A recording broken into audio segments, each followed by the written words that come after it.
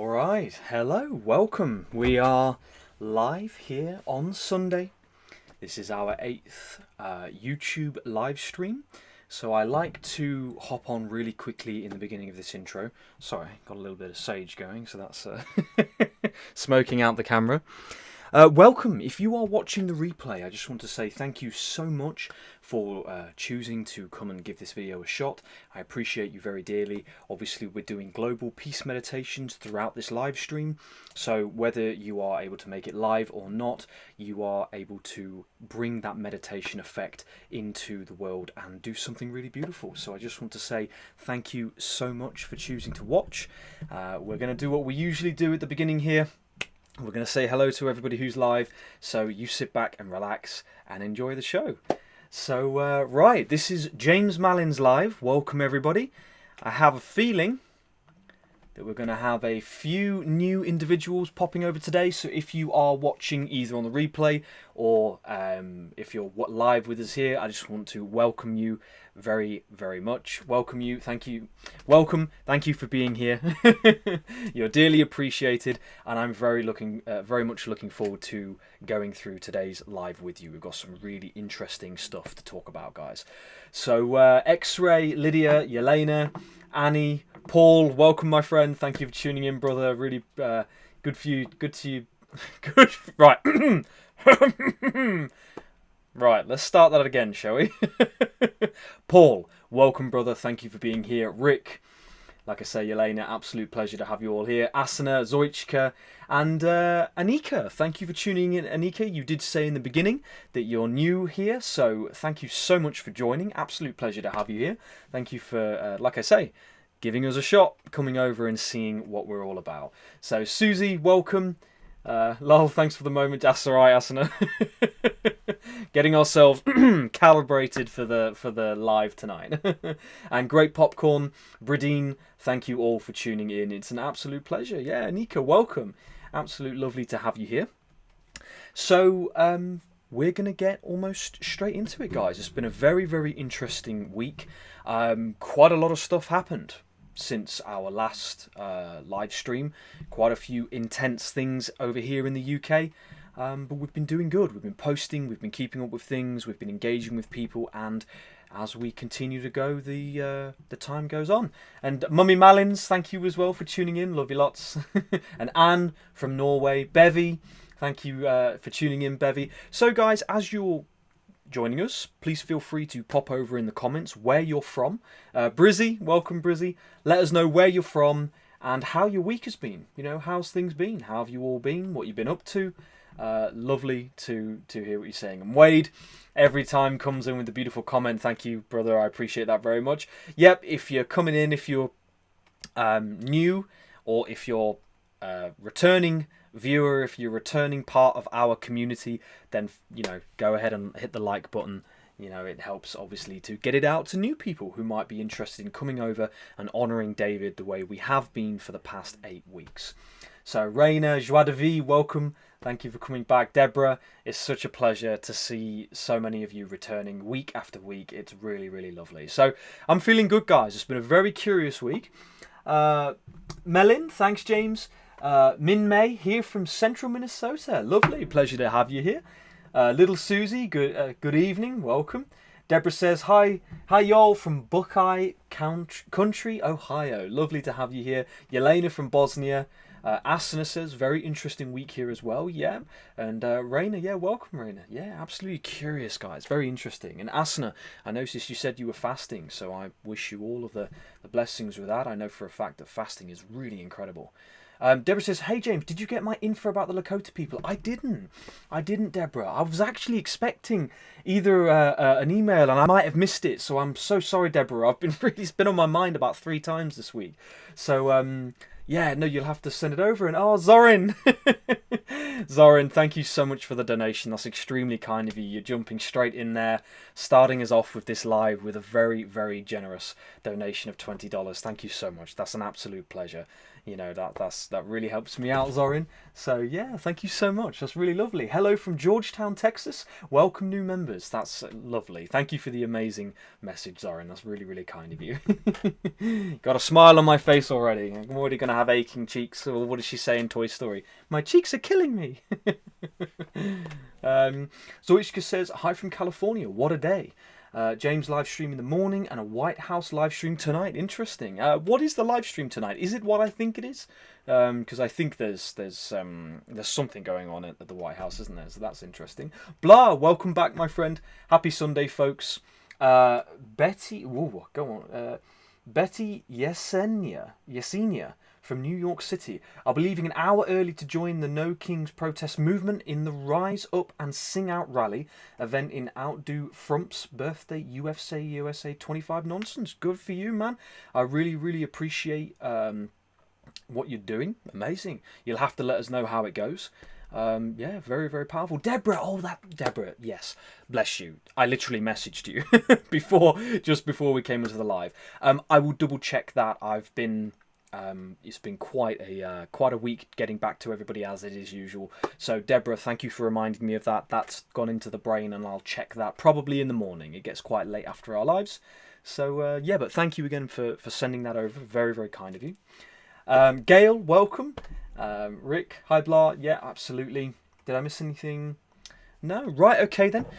So if you're new to the live stream, if you haven't been a part of what we are doing as of yet, the first sort of part of 10-15 minutes of the live is just catching up with what we've previously talked about. So we're going to go through some of our old live streams. We're going to go through the program for today, the meditations, and what we're going to chat about. So just like I say, sit back, relax, you're in good hands. We've got a very loving community here, and I appreciate you, as I say, appreciate you coming over, honouring David, honouring the Global Peace Meditations, and, you know, doing what we're doing. So, right, we'll come over then, guys. So as always, David, brother, wherever you are, here or there, this world or the other world, we love you very much. You have done a huge amount for us. We are here doing these live streams because of your influence, because of your desire for people to do the Global Peace Meditations, and it's been a real pleasure. The door is opened to many incredible things, and we're doing something amazing. We're continuing on with David's original live, which is the Pathway to Peace. So very curious. Katie, welcome. Thank you for coming back and tuning in. What a pleasure to have you back. Very kind of you to come and join us. Brizzy says, absolutely no worries. If you didn't, James, just curious if you watch Ferngully. I haven't yet. One thing I'm definitely trying to... I really, at this point, I'm going to have to seek an assistant, because it's, what I am trying to do each week, and it's all on me, it's certainly not a complaint. I absolutely adore it. I love doing the slides, being with you guys, videos, content, everything I'm doing, but there comes a point when to exist as a human and then also to do what we're doing, I need some assistance with it. So that is my my port of call. But Ferngully is still on the list. I think Annie and I probably might watch it, or maybe Lucas as well. So yeah, definitely on the list, Brizzy. And the fact you bringing it up again means it's definitely going to be a good film. So yeah, I've got to watch that. And Anika says, thank you, David and James. It's a pleasure. Thank you for the lovely comment, Anika. So, Crafty Les Crochet, if you are here, if you're tuning in, Jay Parsons, okay. All right, guys, look, when a very generous donation comes in, it kind of stops me in my tracks. So, Jay Parsons, I appreciate you very much for that $15 donation. That's extremely kind of you, my friend. Thank you so much. And I just realised, Zorin, I've got to give you a little love heart on yours as well, and I'll give you one on Jay Parsons too. That's very generous of you. It helps me out tremendously where I am right now, so extremely kind of you, my friend. Thank you very much. I'm really excited about the live today, guys. We've got some really interesting information to go through, and I think you're going to enjoy it. We've got some really good stuff to talk about. Asana says, assistant or not, James, you are superhuman. Look, I mean, one thing that helps me is my organisational capabilities. If I didn't have those, I think I probably would have imploded by this point. But that's very kind of you. I'm very humbled to hear that. And Brizzy says, I totally get it. I feel like I can't keep up with my own to-do list. It never stops growing, it seems. That is a spiritual statement right there, Brizzy. Here, I'll show you. My, what do I call it? My diary is usually littered with lists and green highlighters to make sure what's been done and what hasn't been done. It's it goes for it, you know. So anyway, Tree Dog, welcome, brother. Thank you for coming back. So this was a really lovely comment that Crafty Les Crochet posted. I wanted to share it because I thought it was absolutely brilliant. Here is a often used quote for the profession of social work, my profession of 11 years. Never underestimate the power of a small group of committed citizens, of people, to change the world. Indeed, it is the only thing that ever has. Isn't that lovely? And that's from Margaret Mead, an American anthropologist and activist. So Crafty, if you are watching this or if you're going to watch the replay, thank you for that that input. I absolutely love that quote and I agree with you completely. And the finishing bit there was with you and with the beautiful community growing up around you. Lovely. Absolutely lovely. Thank you, Crafty. That's really kind of you. Tammy, welcome. Thank you for coming to join us.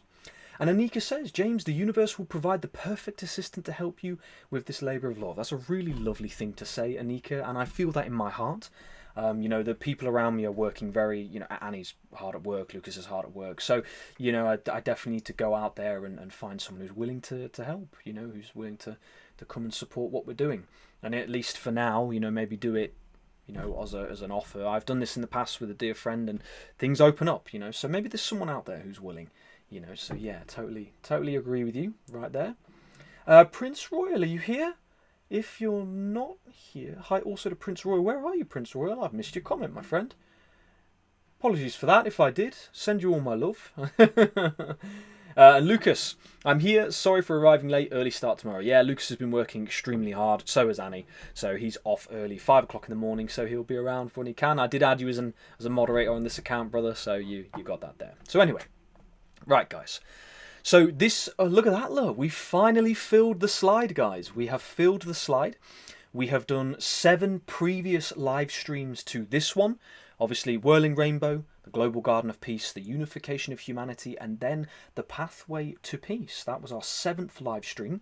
So again, I want to say thank you to all of you. Thank you to David. This has all been possible because of these, you know, curious doors they've opened within our lives, and so yeah, we've been able to spend all these Sundays together and really honour David and what he was doing.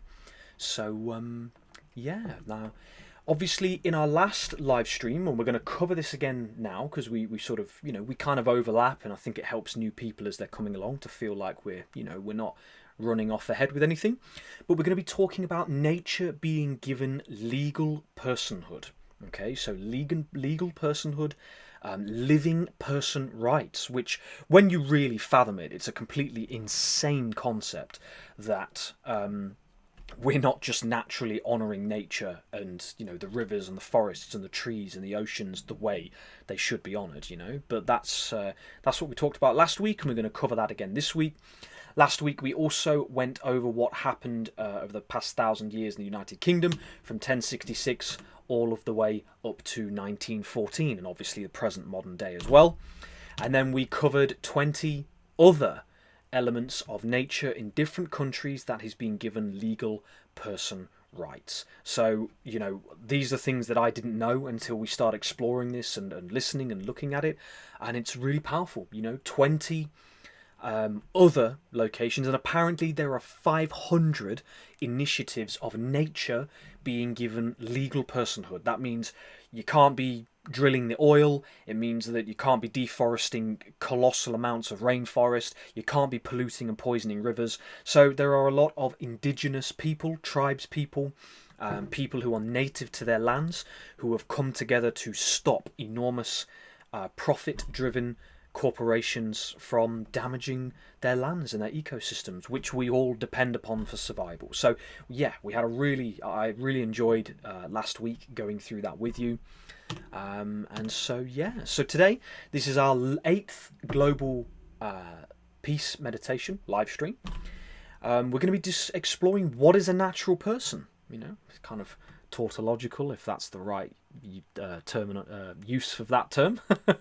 We are all natural people, so we're going to be looking at that question: what is a natural person? We're going to be doing 5 global peace meditations, roughly every 42 minutes for 3 hours and 33 minutes. Of course, we will begin and end with David's global peace meditation. That's been something I've very much enjoyed doing. And I've just realised, hold on guys, I forgot to send out the live notifications to everyone, so bear with me just a moment. I'm just going to send these out. If you guys just be just slightly patient with me. I should have done this about 10 minutes ago, but that's not a problem. So if you're getting loads of notifications because you're in all the groups, you know how it is. This is how it goes. So we'll post that there. That should be all good. And I think I have one more that I can do on Facebook. So I'll just pop that out now. Job done. Look how quick that is. We're getting efficient, guys. It's snappy, it's quick, So, right, we'll come back over. Sue, welcome. Thank you for tuning in. David, thank you for being here. Very kind of you. Deborah says, but a totally needed acknowledgement for nature and our beloved mother. Absolutely, I agree with you 100%. Asana says, yes, it's insane that we haven't recognised that nature is our teacher, so of course it's alive. Absolutely, I agree with you wholeheartedly. So, in tonight's live stream, we are going to finish our exploration of the ecosystems and natural entities which have been given legal personhood and are on their way to being given legal personhood. Then we will dive into what it means to be a natural man or woman and how that links to our sovereignty, because obviously we've covered, and for the couple of people who will watch this for the first time, we'll briefly go over that, not too long, because we'll get into some new stuff. And finally, we will look at the planet and how this idea of the Great Global Garden works. So our meditation schedule for today, we're obviously going to do 5 meditations. We will start with David, his Archangel Michael and Valiant Thor Part 2. This was the cinematic re-upload that he popped onto his YouTube channel. So like I say, if you want to go and do this Global Peace Meditation afterwards at any point, you've got that information. And it starts at 1 hour, 43 minutes and 5 seconds. So we will start number 1 for that, and we will finish our 5th meditation with David too. Meditation number 2, we have another poem from our lovely Bradine, so thank you for that, Bradine, very kind of you. We're going to be reading that poem and going through that, and we'll also be doing a global peace meditation for becoming aware of the global evolution of humanity. I think that's very important, I'm recognising that in sharing what is happening in the world, there are a lot of people that are quite upset. I've got a lot of very retribution-based comments coming on my post, and at some point, I get it, we got to look at what's, happening in our world, and what has happened in the past, and what we do to solve the situation we're in. We can't allow greedy conglomerate corporations and secret hidden families to impose control upon the people. That is unfair. We live in a world of free will and duality where, we have the choice as to how we behave, but that free will has to be honoured. So that has to be honoured for the people who orientate themselves with goodness and decency, and that has to be honoured with the people who, well, that's the question. So I'm actually going to stop there because that's definitely the question. Free Queen, welcome. 34th like. Good offering, everyone. Hi James, welcome Free Queen, and thank you for that 34 likes. That's absolutely incredible, guys. Thank you so much. That's almost all of us who are watching, so if you are still watching, you haven't hit the like button, it would be an honour if you did. Absolute pleasure. There's no expectation though. So yeah, Karina, and thank you so much. Peaceful morning, everyone. Atta Marie Kutu again. Karina, I haven't messaged you back yet to work on my pronunciation, so we'll do the best we can. And Rick says, we are on the precipice of true sovereignty. What happens? Yes, yeah. It is imperative that we act now. I agree with you completely, my friend. And that's why we are, we're doing what we're doing. Rick, you got that point out there. That little glitch there is funny. Yeah, but I totally agree with you. It needed to be said 3 or 4 times, my friend. I totally am with you. So, our 3rd meditation, we will be doing the I am with you prayer. Obviously, you guys have enjoyed that, so I kind of like that in the middle. It feels really nice. We have another poem from our lovely Sue Skidmore. So, Sue, thank you so much for sending that over. We're going to go over that poem for our fourth one, if that's okay with you. And we'll be doing a personal peace meditation. And then obviously we will finish with David, which is normally right until the end, and when we say our goodbyes for this Sunday. And so, yeah, we'll be going through that meditation tonight. So after each meditation, I would love for us to do to share one thing we're grateful for and one thing that came to us through the meditation. So if you guys are okay with that, then we're all good. Free Queen says, oops, my Dutch autocorrect was still on, James. Change my evening to offening, which means exercise. Look, if you want me to do 10 press-ups every 10 minutes, then we can do that as well, all right? Absolutely love that. Zoichka says, I was re-watching some of David's old live streams and noticed in the chat how many trolls he had. It made my blood boil. Sometimes it's hard to stay in the light and be forgiving. Of course it is, you know, and this is it's actually what we're going to be talking about today. So we're going to be talking about sovereignty today. We're going to be talking about free will. We're going to explore the idea of ancient cultures, historical and religions.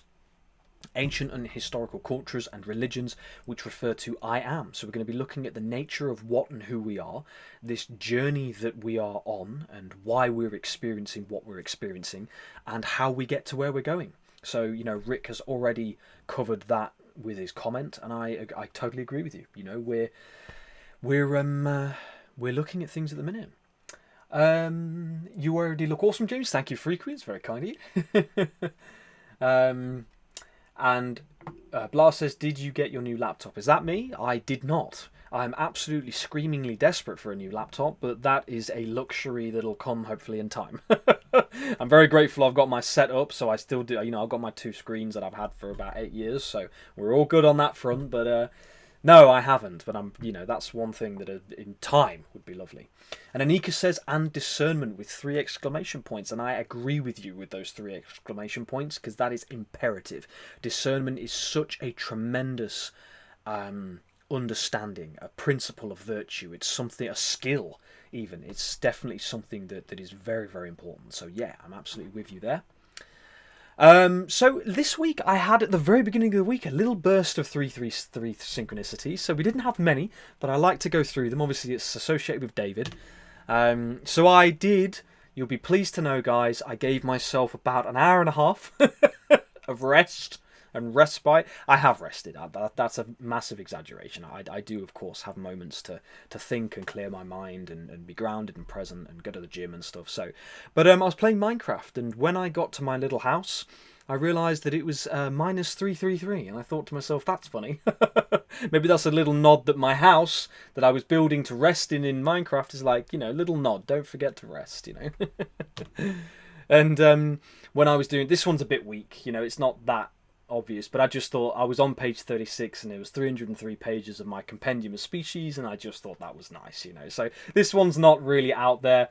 Anika, if you are watching about our 2nd or 3rd live stream, we had the most insane 333 synchronicities for 2 live streams actually, and it was undeniable. I mean, it was ridiculous, the numbers that came forward. It was really, really phenomenal. And then Yakish. So we've got some really lovely people who have supported sharing the live streams that we're doing. And Yakish had mentioned that 3 hours ago I posted it and it had 31 likes and 3 comments. So I just thought that was nice. So, yeah. And Blah, very interesting you say that, because 111 and 444 has been coming up for me more than anything at the minute. But, you know, the 333 is associated with David. So, yeah, I kind of, you know, went off with it. Brizzy says, gosh, I love Minecraft. Do you play on PC, PlayStation, Switch, Xbox, or mobile? All 5? No, I don't play games as much. I am one of the most hardcore gamers ever in my past. I do have an Xbox that I've had for quite a while now.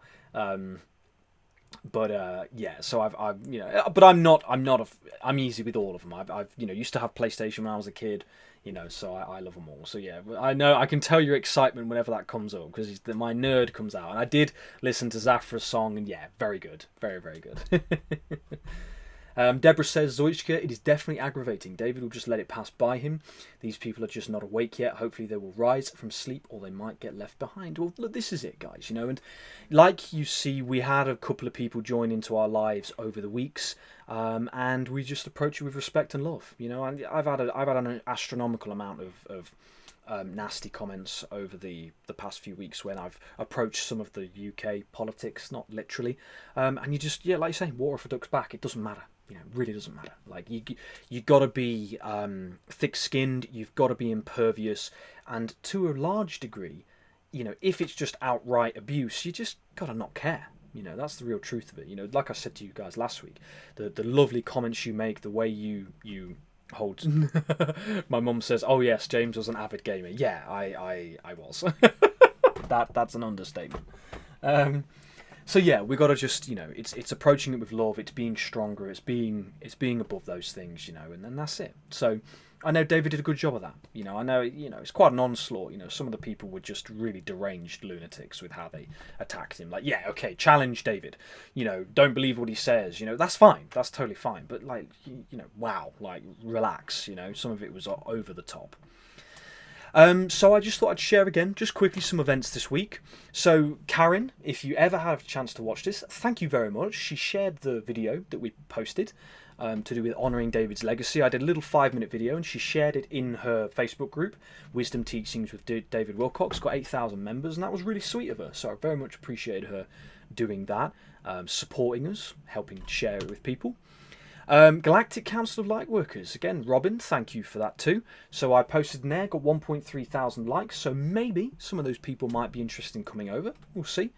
You know, absolutely no pressure at all. And some of the posts I've done. So I'm not going to spend too long here.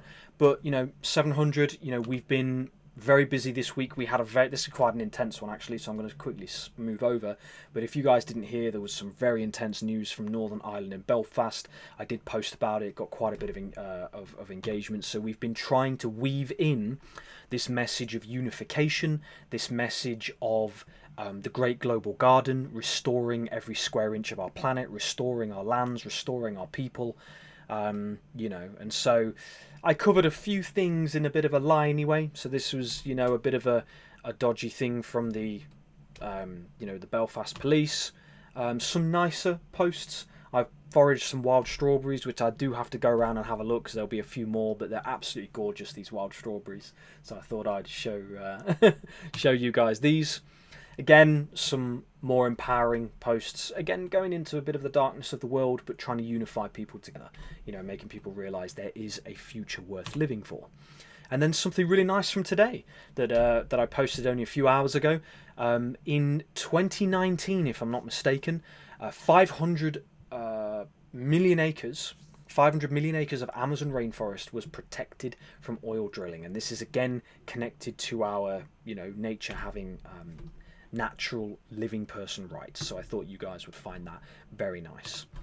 Right, guys, so we're just going to come over for just a second. I'll go through some of the comments because you see, I'm trying to sort my nose out, so you'll have to just forgive that one. I'm not bothered. The heart's where it's at anyway. So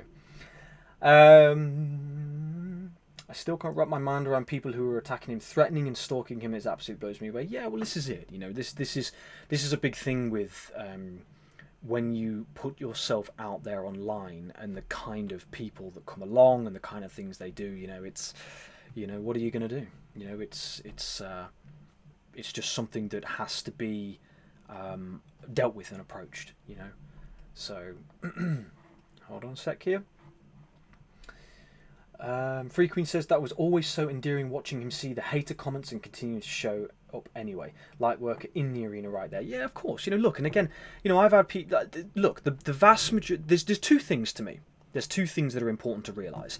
So when somebody comes along and they're angry and they're hateful and they're just absolutely gunning for you and trying to attack you, there are two things that I ask myself. First one is, who am I?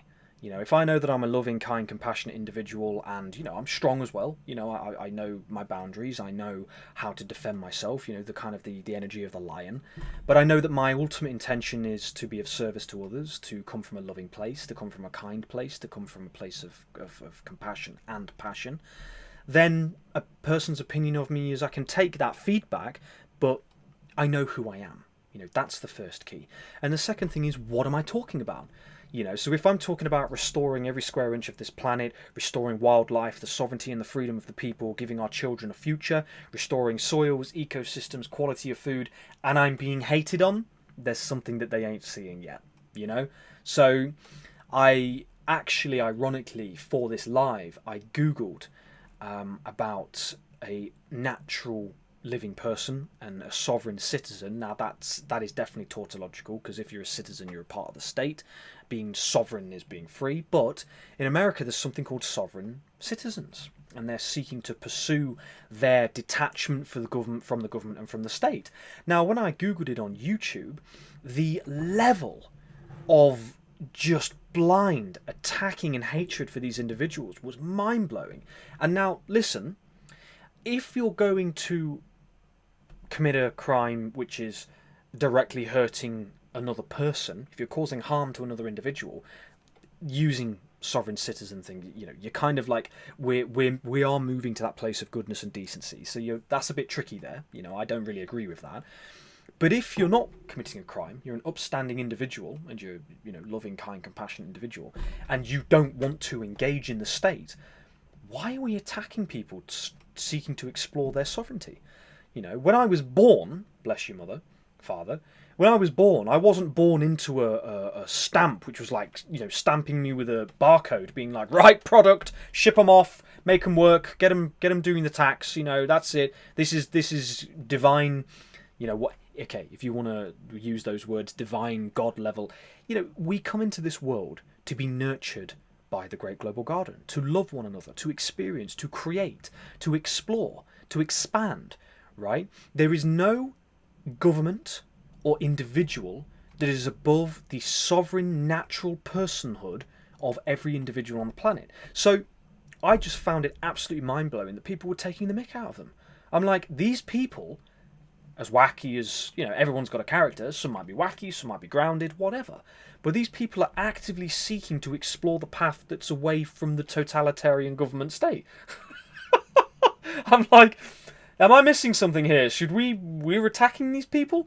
I think we should be helping these people. You know, if they're not quite right in their approach, let's figure it out together. You know, let's not put up, you know, because, anyway, I'll stop there. But I just found it very interesting. So, you know, yeah, again, we just have to understand that, you know, I had this analogy for a while, that this idea of the Great Global Garden being on the 2.5 acre domains, that the land, the forest gardens, people could hate and criticise and condemn and moan and complain about it, but eventually you realise your house is on fire. So you're watching that person over there and you're casting shade and you're attacking them and you'll be, look at you, you're this, that. But then eventually you look around and the heat of the fire starts to lick at your face, and then you sit there and you're like, oh, hang on a minute, my house is on fire. Ooh, that's not very good.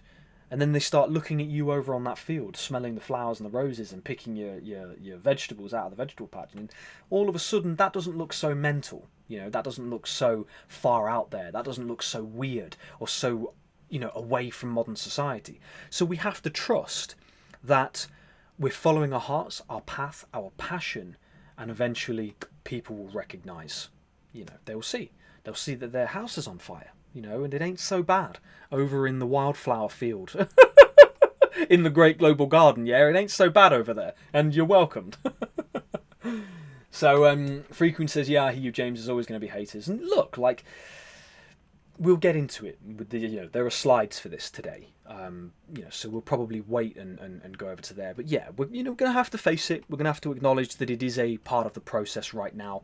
But you know, given time, there are hundreds of thousands of people that are currently waking up. You know, they're waking up to what's happening, and you know, it's like I don't mean this derogatorily, which is crazy, because how can it be? Children are wonderful. It's like looking after a child. You know, some people from 20 to 80 years old, they're still children. They're still kids. They're still kids that have been through a lot. They're still kids who have gone through abuse, who have gone through neglect, who have gone through suffering, who have gone through pain. And so at some point we have to sit there and be like, okay, I get that there are events in your past that have led you to behaving in the way you're behaving now. All right then. As long as you're not, try to physically attack me and you'll see the lion awaken. But, you want to cast your words, yeah, whatever. Who cares? I know who I am. So again, I'm not saying those things are right, but like I say, you can have somebody from 1,000 miles away on a keyboard. Can't approach those people in person. So anyway, let's have a look here. Asana says maturity does not equal age. I agree with you. Zoichka says glad we are all here together and helping the world heal. I agree with you absolutely. Deborah says you're a great mom, Teresa. To say this about your son, he's in David's league. Oh, bless you. Well, look, that's a very lovely, heartwarming comment to say. League or not, we, like I say, we're all doing our little bit. All of you are lovely souls as well. David was a beautiful soul. You're lovely souls. You say I'm a lovely soul, and I'll take the outside compliment. Can I say it myself? I'm a lovely soul. My intentions are honourable, chivalry, goodness, decency. That's where my heart is. But we live in a world where you're poked and prodded. Poked and prodded by the government. Poked and prodded by what food you can buy. What my mother's might have been chatting about with, weather, etc. I won't go too far yet. But anyway. Blah says, there's a collective consciousness going on right now. We've got to focus on those, the good, the positive, which will make them hate more when you lean on the love and light. Yeah, and I think there is a way to deliver the message where you can deliver it with a level of character, substance, and strength so that those people can attack you, but eventually they're like, oh, I can't really attack this person. And remember, my profession was in the prison service. My profession was in the prison service, so I've learnt to deal with individuals of that nature. Anika says we are all lovely souls. I agree with you completely. Deborah says King Arthur and his knights. Absolutely. The Light of Albion, which is, so we've got the Great Global Garden. Hold on. We've got the Great Global Garden and we've got the Light of Albion, both of which are part of Lucas and I, what we're very passionate about. And you guys, Great Global Garden is your purpose, your mission, should you so choose. The Light of Albion is your purpose, your mission, should you so choose, But the Light of Albion is specifically connected to King Arthur, the Arthuriad, Lady of Sovereignty, Merlin, the lands of Britain, and the mythology and the history that is here in these lands. So I agree with you completely. It's very hot today in this room. I might have to take this jumper off in a second. Yakish, welcome my friend. Thank you, James. Love and light. Absolutely. Yakish, if you didn't see, I did post your comment over just a few slides back, so thank you for that, my friend. The 333, that was very good.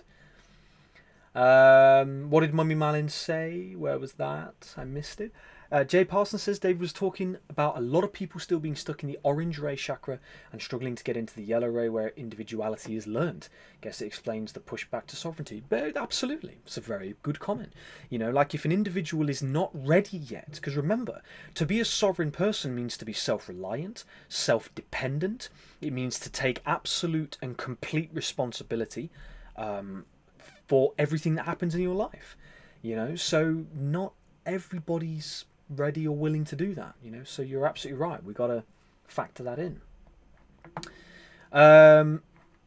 Let's go up a bit further.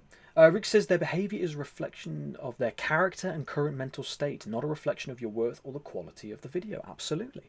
And of course, look, like if I say certain things that give people ammunition to say the things they're saying, then fair enough. There is an intelligent delivery of information which allows you to minimize the amount of ammunition you give people. That was something my father taught me for many years. If you give people ammunition, then you kind of, there is that sort of element there. Mum says, just want to share with you all, we always say James came into the world like Superman. If those of you don't understand that, apparently I came out arms first. So I was so ready to take on the globalist totalitarian elite that I was just ready to get out. So yeah, that's kind of funny there. But yeah, okay, it's definitely too hot in this room. 1 second, because I have to shut the windows because this microphone's incredible, so it's very loud. Sorry, guys. Got the old brown Guy and Earth top on. 5-6 years we've had these. Probably time for an upgrade at some point to the Great Global Garden, but Guy and Earth is the old one that we the business that we had. So Rick says, Anika, we are reaching the point where we can't move forward with those people. We have to separate ourselves if we're to move forward with a moral contract. Now, that is interesting, because Rick, you've wanted brilliant mind, my friend. All of you, brilliant questions, brilliant comments. That's something I'm going to cover today, is that question. How do we live in a world where people in the shadows are behaving in a way that does not gel with love? Like if you're behaving in this way, you make it very hard for love to have a space. So, again, brilliant point. Gail says that it's a good set of questions to ask oneself when confronted with attacking questions. It is always a surprise when it happens, and it is good to have resources to keep in place. Absolutely. Absolutely. Deborah says, you're very right, James. These folks are missing out on love and being part of a lightworker community, without a doubt. Karina says, apologies, team. I appear to have lost sound out my end. I'm trying to try a couple of things to get it back. Karina, depending on what you want, you can either close down the browser, close down the website itself, turn your phone off and back on, or if you're on a computer, turn that off and on and try that if you can. But hopefully it's fixed for you now. Asana says, David received death threats for years. Yeah, vile. Absolutely vile. Absolutely vile. And he was willing to die, and that's I am as well. I'm absolutely willing to die. So, that is what it is. Ginger, the hidden connection between the Watchers, the Nephilim, Gnostic texts, and the origins of the spiritual prison. Many believe humanity still lives within today, not enough room. Welcome to my realm. Well, this is... So here's the thing with the idea of the spiritual prison, Earth being a prison. You can look at nature and think, oh yeah, okay, maybe. But then you can look at nature and also see it as unconditional. I can look at my mother and I can see unconditional love. I can look at other people in the world and see respect, kindness, goodness, decency. You can look and you can see your own potential, your own growth, your own journey. And so I think more than a prison, I think it's an experiential camp. It's a story, it's a journey, it's a something where we've forgotten our true selves. Because if we were to remember it, you'd come in here glowing, floating along and being, apple tree, oak tree, and it'd just be, boom, there's an apple tree. So it's kind of like in those elements, we had to have an authentic experience, and so you got to forget. You got to go on this journey of growth and experience. And so, as Brizzy often says, with gaming, what is gaming all about? Leveling up. Oh wow, look at this cool new armor that I got. Oh wow, look at this. It's that satisfaction of experiencing the progression of life. I think this is why we're on that timeline. Kimmy, welcome. We have to build a love-based community. This is the only way forward. I absolutely agree with you wholeheartedly. Ginger says 200 mysterious beings descended to Earth and changed humanity forever. But were they really fallen angels driven by desire, or were they carrying out a much larger mission? In this video we explore. Interesting. Which video? Have you posted the link for that? You will have to let me know. Rick says, how long are we going to babysit the world? Is literally taking all of our resources, our energy and patience. Yeah, I agree, Lord. Rick, bro, I agree with you. I have this question with Lucas and Annie often. It's an astronomical amount of energy that it takes to seek to hold space for the amount of people that are where they're at. What are we going to do? If the videos and whatever happens as we're doing these videos and we're doing the posts online, if they continue to grow, continue to move and go in the direction they're going, it'll be full on all day, every day. It'll be non-stop, and so I ask myself, how many years of my life do I do that before then? I ask myself, when do I settle down and have children? Because I can't have children while doing this. Those children will need 90% of my time and attention, and right now this is the 90%. The 90% is going to the people, and I'm happy for that. So I literally thought that today. Absolutely thought of that today. Right, guys. So what I want to do, let's go through, so every 42 minutes, so we're actually right on the money. So what we're going to do now, so that was really nice first start of the live. We're having a bit of a chat, conversation about everything. We're going to go over and do our global peace meditation with David, and then, hold on, pause.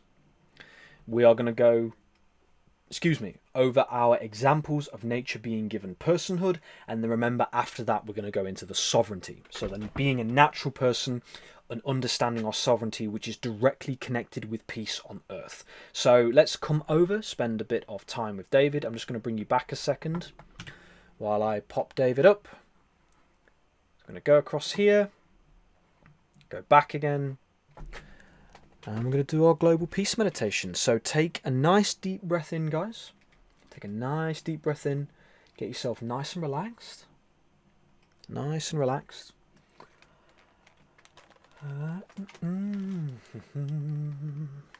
Nice and relaxed.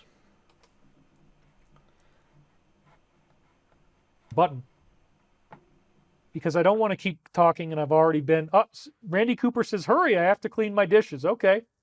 Well, we'll speed it up just for you, Randy. How about that? Okay. So, don't freak out about all the stuff that I just put in the list. This is what happens when you're at the end of something that people don't really see what it is yet. If you have a revolution, that kind of thing, you don't really find out about it until it actually happens, unless you're very astute and you can see the signs coming. But a lot of times these things happen spontaneously, and for most people, they're a huge surprise as one administration suddenly turns into something else. Okay? It can often be a huge surprise. A lot of people are not seeing where this is going. You probably are, because you're studying the same kind of data that I am. And we can help because activate that timeline that I've already been up right now. Randy so Cooper let's do that together. Are you ready? So I'd like you to begin by placing both feet flat on the floor. And just let yourself breathe deeply, becoming more and more relaxed. Relaxation moving through your body, through every cell of your body, filling with beautiful light. The colors, the sounds of consciousness entering into your mind, the fulfillment of the promise, the fullness of the actualization of what it is that you've always wanted to be, and the world that you have always wanted to live in. Now, everything is changing. We can invoke the virginal mind, step away from the staggering contradictions of what we are seeing now, and step into the faith and the trust and the peace of where this is going, where our planet is taking us. By decree of Archangel Michael, we are free now. This is his demand for the entirety of planet Earth. And he stopped the winds to underline the lesson. Do not be afraid of what you are seeing take place in the world today. It is not the end. It is merely the last vestiges of a dying world order that secured control through deception, theft, murder, lies, and betrayal. We no longer need this type of experience on Earth to mirror our collective karma back to ourselves. By decree of Archangel Michael, we are free now, and we are moving back into the purity that we once were, the purity that can redefine our existence as we learn to take our lessons and accept that the universe is love, It is a loving consciousness, and we are here to learn to love one another. And these epic villains are only there to trigger the Great Awakening. For where we go one, we go all. And so it is. Now I'd like you to breathe your way back into the room, wiggle your fingers, wiggle your toes. Come on back with me now. Thank you for participating in this meditation. Thank you for being here with me in this show. Sorry that I cried, but didn't seem like you guys were that upset about it. This is a very exciting week. I do want to pop in more.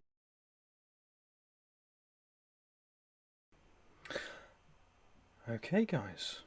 I don't want to rush too quickly after that. I saw all of your lovely, beautiful comments. I agree with you all completely. Again, I still think it's amazing, you know, that after the awful news, David hasn't been live since. So, here nor there, and it's 144 views on the studio. Isn't that interesting? So we've had 144 views so far. Whether David is here nor there, you know, it's we've been able to continue honouring him. We've been watching his Global Peace Meditations every Sunday. We've been dedicated to this. You have been dedicated to this. You have come back week after week. You've supported David's legacy even now, you know, whether he's down in a bunker, up somewhere else, or if he's genuinely passed, you know, we're continuing his legacy, you know. So when we all pass one day, you know, don't want to be fearful. I'm not afraid of it. It is what it is. You know, we're infinite eternal energy. At some point we will rejoin that all that it isness when we're no longer a separate consciousness, and we'll see David, and he'll know exactly what you guys have done. He'll know the time that you spent meditating, the precious time that you have on this planet. You know, what else could we be doing? You know, right now you could be doing anything right now. You know, Anika, tears are coming down my face. Where one goes, we all go. I agree completely. You know, I absolutely agree completely, without a doubt. And that's really, really heartwarming. Gail says, so missing his lovely tenor voice.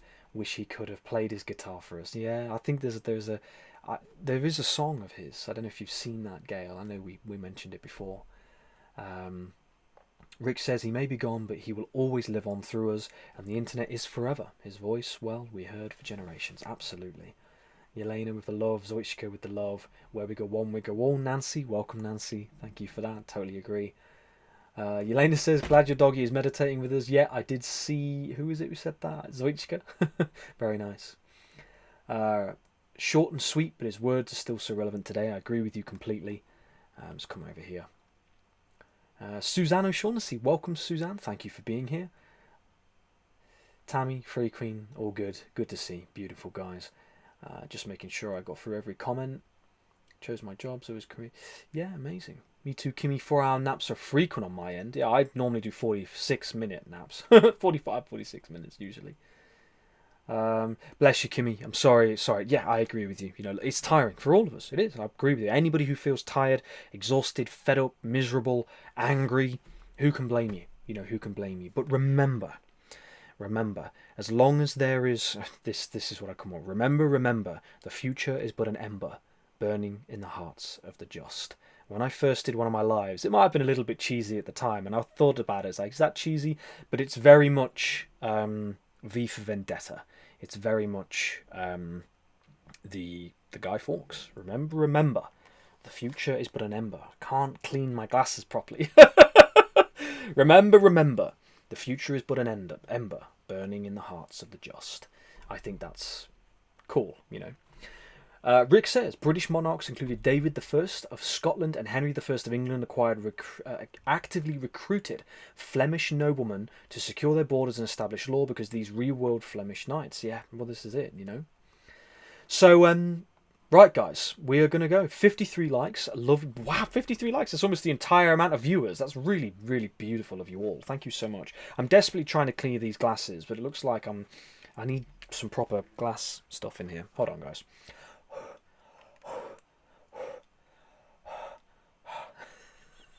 Gotta see with my eyeballs.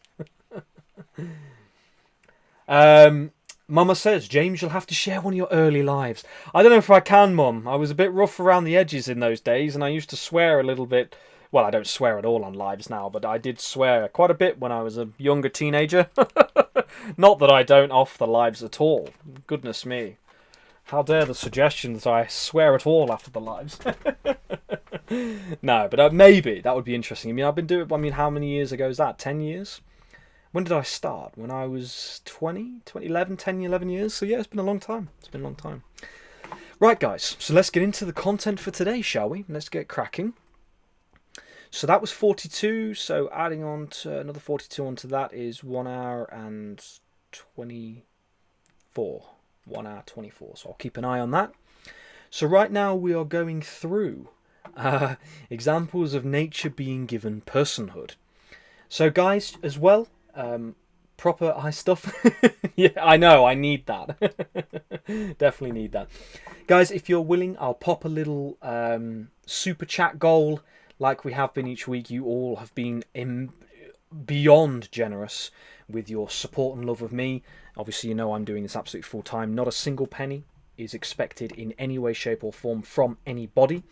But popping that little goal there, if at any point you feel you can spare a little bit to share, it's very kind of you. I will never ever put the ads on these lives. So yeah, I'll pop that little goal in there. Not a thing expected. So I love you all very much. Lydia says, have to sign off to join a Zoom meeting. Hope I'll be able to rejoin this before it's over. No worries, Lydia. We will be here for a good chunk of time. We're going to be here for another 2.5 hours or so. So yeah, I hope it goes well, whatever you're doing. Love and yeah, love you lots. Asna says, they say people who swear are intelligent. Makes me laugh because I've worked with people that are not what I would consider intelligent. Well, yeah, I probably am the world's smartest individual at this point then, because when I was younger, being a British English guy from the Midlands, it was, yeah, needed a bit of bit of decent maturity going on. So anyway, examples of nature being given personhood. Karina, if you're still here, then you will have to help me with my pronunciation. Yelena, bless you. Thank you so much for that donation. That's very kind of you. I don't know. What is BAM? I've never actually seen BAM as a currency. Is it Bolivian? Is that Bolivian currency? That's very interesting. But thank you so much for that. That's very sweet of you, Yelena. Thank you for supporting me. Very, very kind of you. Send you my absolute love for that. Very sweet. So, examples of nature being given personhood. So we, obviously last week, we'll go through, so we had 20 ecosystems that were given personhood. So we have the Wanganui, sorry Karina, the Wanganui River in Aotearoa in New Zealand, the Atrato River in Colombia, the Magpie River in Canada, the Ganges and the Yamuna rivers in India, although supposedly the Indian government have not policed, should we say, the rights of their rivers properly, so this one's a bit ambiguous. They kind of rejected it. The Klamath River in the United States, Lake Erie, United States, the Parana Delta in Argentina, Vilcabamba River in Ecuador. Ecuador's one of the leading people who have been really making nature rights a big part of what they are all about. The Great Barrier Reef in Australia. All the rivers of Panama. So remember, these are ecosystems that have been given living person rights. Mount Taranaki in Aotearoa,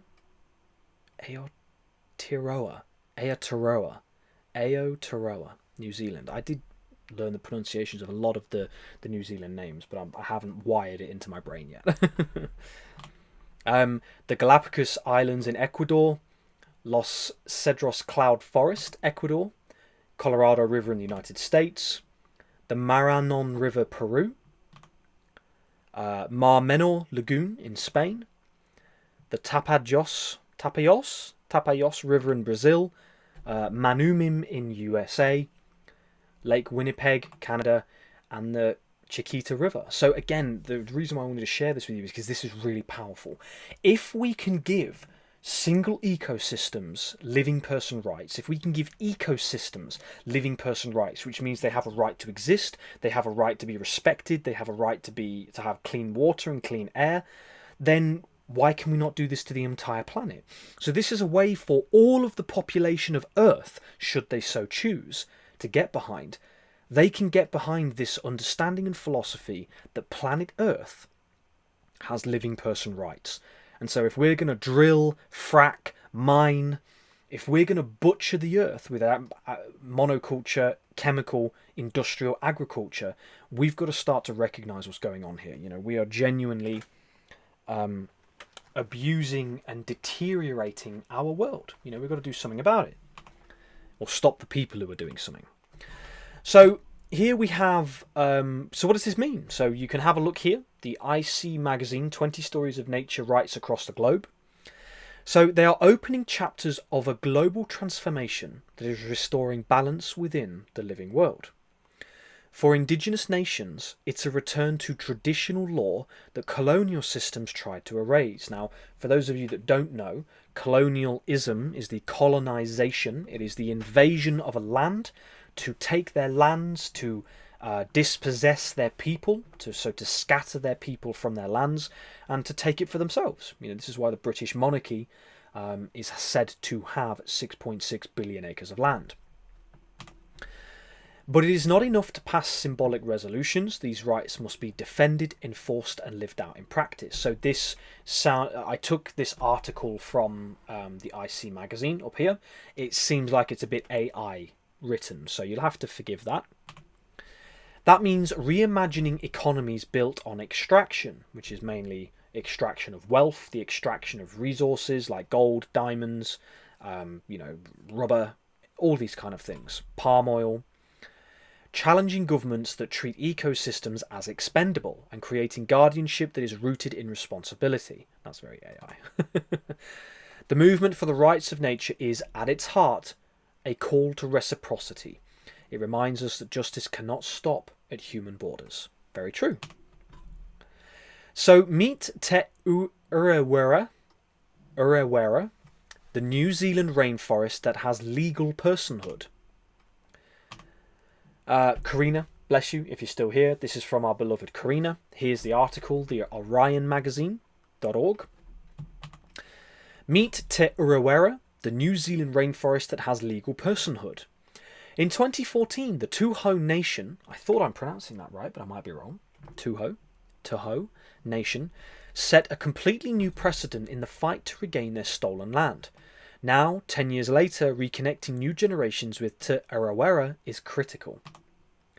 In 2014, after 180 years of Tuho resistance, a groundbreaking New Zealand law granted legal personhood with all of its rights and responsibilities to the rainforest, Te Urewera, a former national park and spiritual homeland of the Tuho people. Anika says Congo should be in that list. I very much appreciate you sharing that. I'll have to have a look at that and add that on.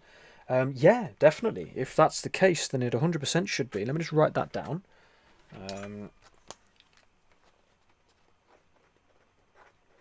That's the Congo River, right? I don't know why I'm lagging on my... we've dropped 3,000 frames. How's the stream, guys? What's the stream like? Are we doing all right today? Or are we lagging a little bit? You'll have to let me know what the stream is like. It says excellent, so I'm hoping that it's all good. It might just be a lag on my end. Can I close anything down? I don't think I can I? Let's try to quit a few of these things. Yeah, let me know in the comments, guys, if your error YouTube is not responding.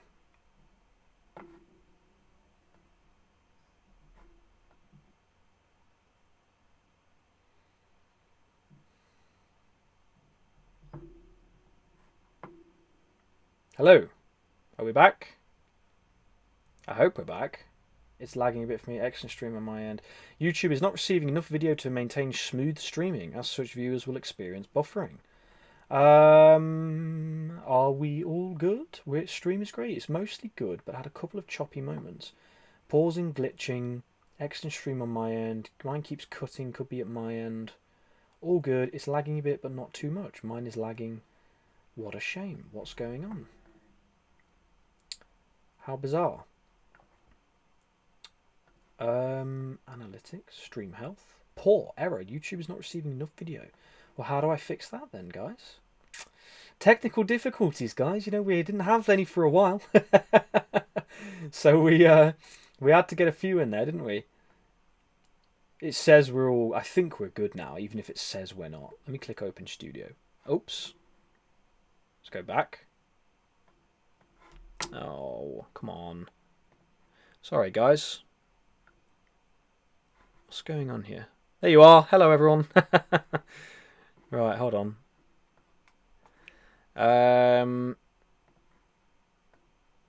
There we go. That's better. All right, well, there's been a lot of glitching in this reality as of lately. I think a lot of people are waking up to the fact that this is a prison. This is a prison, and it's not real. There's so much more to life than this. Yeah, of course. The way that our world is... Yeah, excellent. There we go. It looks like we're back. Gail had to leave and come back in. Now all good. No worries. Joie de vie, it's been and is good now. Only a couple of buffering moments. No worries. Yeah, Rick, you know, like, look, it's, again, it's a very odd one, isn't it? Because we look at the situation that we all find ourselves in, and it seems very bizarre. You know, why are we experiencing what we're experiencing? Let me go through these slides, and then let's get back to that. Blast says, everything looks good, sir. Thank you very much. Appreciate that. Bevy, so far so good. Thank you, guys. Very kind of you. Appreciate that. Kimmy, yes, you're here. Beautiful. All right, then. Cool. All right, looks like we're back. It's good. Anika says, it's been no problem for me. Sound and image good. Wow, very weird. Maybe it's a YouTube thing then. Don't know. All right, then, guys. Let's keep going. It never should have been a national park in the first place, Kruger says. It's a crime scene. It is stolen property. So the next slide is going to explain that the British Crown admitted that they stole the land from the Tuho people. Kruger was their representative in the legal proceedings, and so they did an amazing thing. They pushed back and they got the British Crown to admit that they had stolen the land, and I felt that that personally was an amazing thing to read. So let's keep going. That shouldn't be all yellow. I had a little glitch and I do have to fix a few slides, but anyway, sorry about that, guys. Set in the middle of New Zealand's stingray-shaped North Island, Te Arawera's 800 square miles of rugged green ridges are Te Manawa, or Te Ilka. Sorry, Karina. The very heart of the fish Mau rested from the sea. The very heart of the fish Maui rested from the sea. The land is largely inaccessible except by horseback or helicopter, and treasured for its immense ecosystem. Groves of conifers that drip bright red berries, iridescent wood pigeons flashing above expansive ferns, blossoming manuka, brilliant lakes, waterfalls and rivers flowing north to the sea. So I highlighted the ecosystem part of that because this is the thing. We need, of course, our ecosystems to survive, and so this is why we have to start going down this path of giving nature living person rights, so that we can get away from the arrogant and ego human element of things. And I say human because some people choose to be that way, you know, and not look at nature as a way to make money and better individuals. I don't like using the word elite. The small amount of people, the small groups of people bettering their own lives. You know, this is a collective. This is for humanity, these forests. Their kinship with the land, which they categorise as Katai Kitanga or guardianship, reflects a reciprocal relationship with Te Arawera stretching beyond memory or written record. Tuho are born with obligations and responsibilities, not as people who own the land or people who take from the land, but tangata wenua, people who are of the land. You see, this is the point, guys. When we're about to get to our natural person slides, this is about understanding that the people are of the land. You are of the land. You are not part of a government system. You are a part of the soil, the roots. You are a part of the ecosystem, and that ecosystem is God, all that is, the universe, great mystery, great spirit. It is all of those things, and that is what you are a part of. So you are not beneath any regime, any system, any government, any legislations. Now, remember, because we are human and we have our internal guidelines, yes, love, kindness, goodness, decency, looking after our neighbour, never harming another person intentionally or deliberately or purposefully, unless ... You know, you're attacked. You know, if you're attacked sitting there meditating, it's kind of like, well, game over. You know, another very interesting philosophical conversation. But the point being is that you are a part of the ecosystem. You are a natural living person. You are not a dead corporation. You are not a dead entity. You are a living person. Now, I wanted to get into that conversation in this live stream, and I didn't quite have a chance to put them slides together. That's why this is going to be a part 1 of 2. So we are going to get into the sovereignty, which includes, at the minute, I am a part of a group which is stopping paying debts. You know, you are not a debt slave. So there are ways to get out of, you know, paying debts. Tammy says, hello, just hopped on a few minutes ago. This is the second time this happened. They are cutting your message, can't hear you. Bless you, Tammy. Sorry, guys, I know I keep asking you your feedback. Can everybody pop in the comments? Can you hear me okay? Are we loud and clear? Testing. 421 623 123. Let me know. Weird, Tammy. I don't know why. I mean, my audio really is at the tippy top today, so it shouldn't be quiet, I'm hoping. But yeah, let me know in the comments, guys, how we're doing. Deborah says, all native peoples of the world share the same view you're reading about, James. I agree with you, you know, and this is the thing. This is why I watched Hostiles with Christian Bale. My mother suggested it.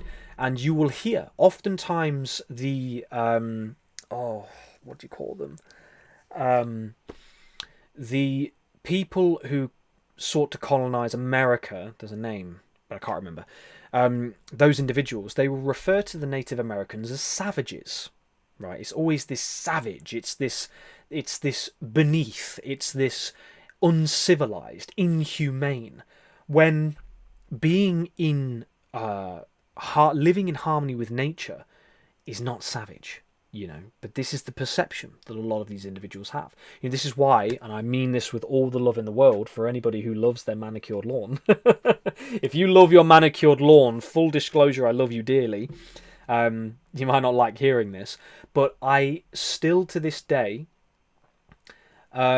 fail to understand the concept of a flat, square, millimeter precise lawn.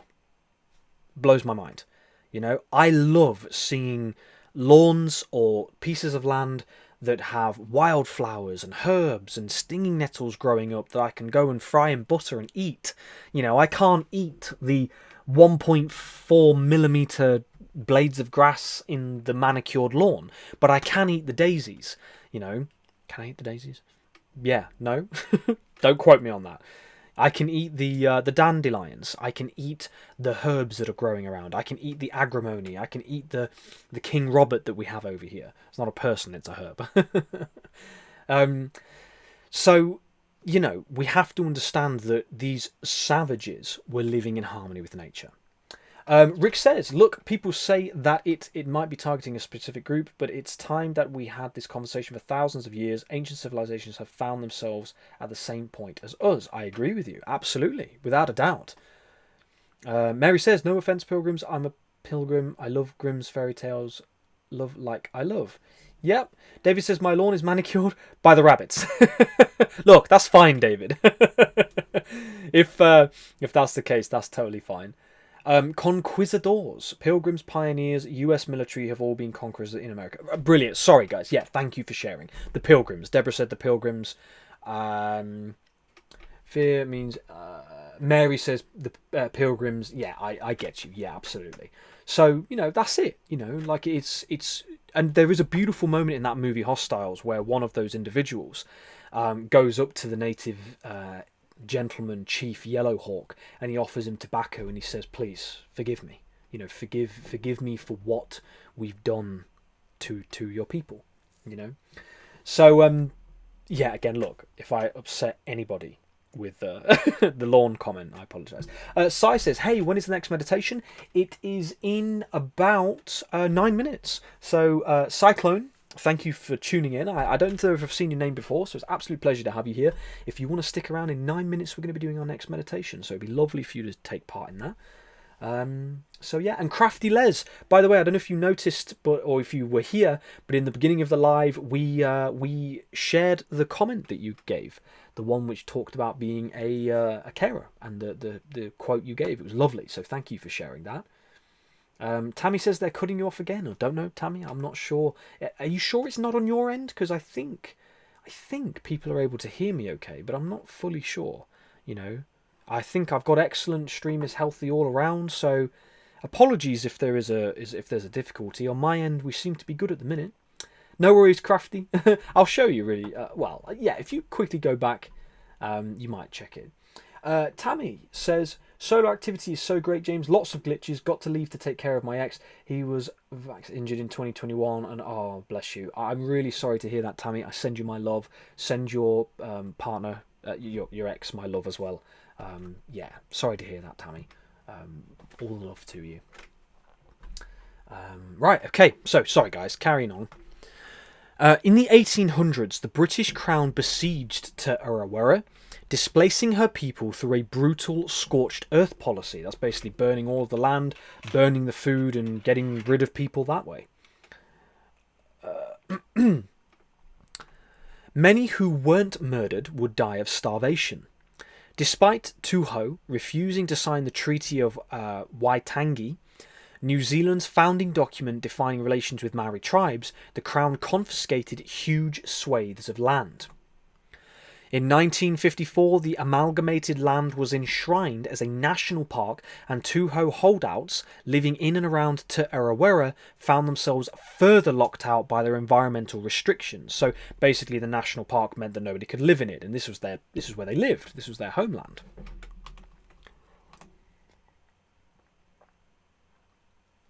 We're not just talking about a physical dislocation, Kruger says, but also a spiritual, emotional, and intellectual disconnection.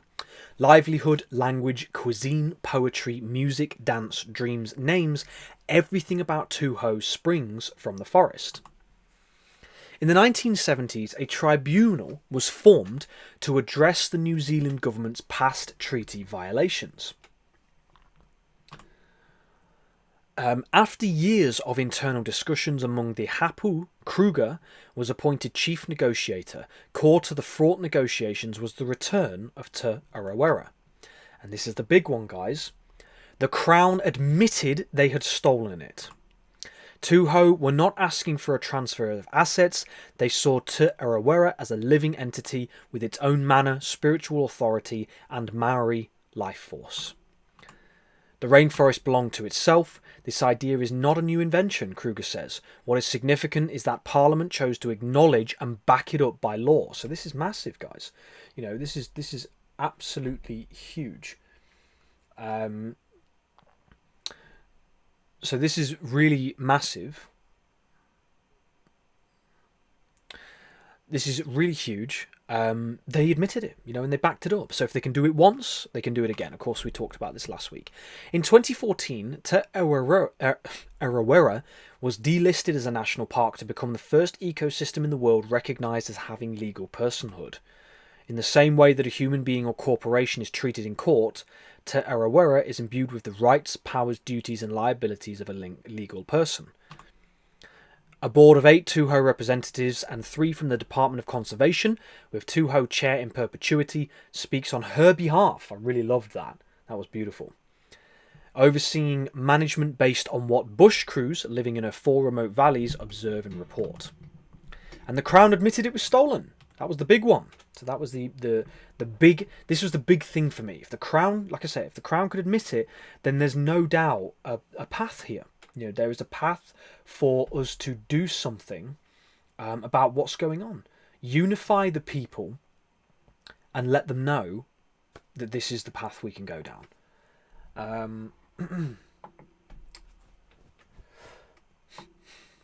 So, right. So, not only this, but Ecuador also really was a pioneer of giving nature rights. That's not supposed to happen. You got it all in one go. So the source here is climatepolicylab.org. In 2008, Ecuador became the first nation state to enshrine the rights of nature into its constitution, protecting mountains, forests, rivers, and air with legally enforceable rights. On September 29, 2008, the people of Ecuador woke up to a changed world. The day before, over 65% of voters had thrown their support behind a new constitution that, among other progressive reforms, enshrined the rights of nature into law. So again, when we're talking about unifying the people, we can start to use this as a platform. You know, if you my original feelings quite a few weeks back were basically that we need to start to unify the people. If we unify the people, then the people can get behind an idea which is directly connected to giving Earth legal person rights. Then you can start to create this movement, and then you can gather millions of people to this cause. So that's what we've been exploring and what we've been working towards. So, you know, very interesting. Andean indigenous worldviews such as the Sumac Corse principle, Quechua for good living, or a full harmonious life, and Pachamama, Mother Earth, formed the roots of the reform, which incorporated indigenous language into its very text. That's also not supposed to happen. I thought I'd put animation on these. Anyway, sorry guys. So the Constitution you can find here. Literally, you'll find it explains it here. Nature, or Pachamama, where life is reproduced and exists, has the right to exist, persist, maintain, and regenerate its vital cycles, structure, functions, and its processes and evolution. Now, just remember, guys, that is really beautiful. That's what this right here is, a particularly beautiful paragraph. But that's not just a cute offering to nature. We need nature to survive. So this is purely rational. You know, this is rational, this is logical, this is obvious. This is the kind of thing that needs to happen, that needs to be the conversation, you know? Am I missing... Sorry, guys. Tammy, I'm missing some comments here, I think. Oh, Tammy says, I'm leaving you on my cell phone feed in case I can check it later. Yeah, apologies, Tammy, if there's you know, if things aren't going through. Tammy says, the demons don't like me because I know who they are. I loved you, Tammy, in your... Sorry, guys. Cutting you off again. R4, dancing in this beautiful world is medicine. Sorry, guys. I'll get back to the comments. Let's get through this bit. We'll do our meditation. 222 views. That's cool. Every person, people, community, or nationality will be able to demand the recognitions of rights for nature before the public bodies. Again, the fact we have to defend this is absolute psychosis, but we, as David would say, the hero's journey, we've given ourselves an adversary and we need to, you know, at this point we're walking the path, aren't we? We're doing it. Neil, I have been shown the way to unify the people and have created an app that will bring all together. Beautiful. Well, I'd love for you to share, my friend.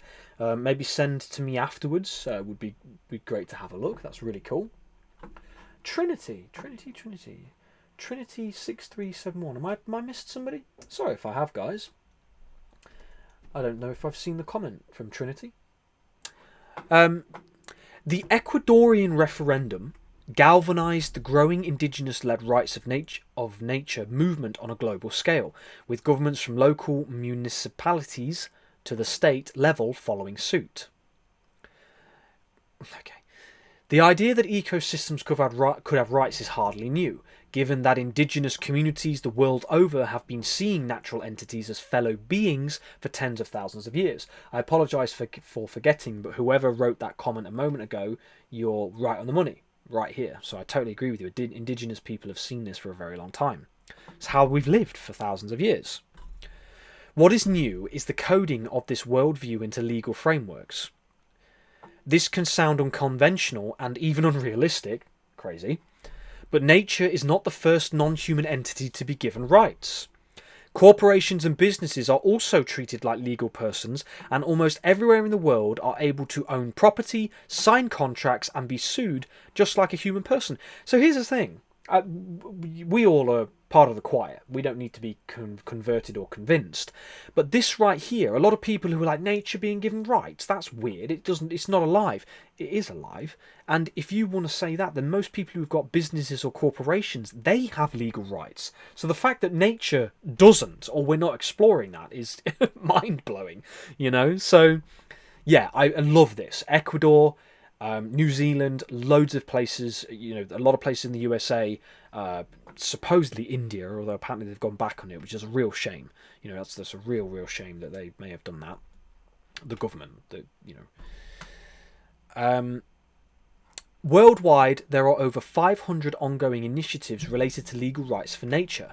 And so, yeah, I'm pretty sure this one here is where you can look at that. The climatepolicylab.org, Community Voices Rights of Nature, that's where it shows the 500. And in 2022, the United Nations recognised the right to a clean, healthy and sustainable environment as a fundamental human right, riding the momentum of the rights of nature movement. Amazing.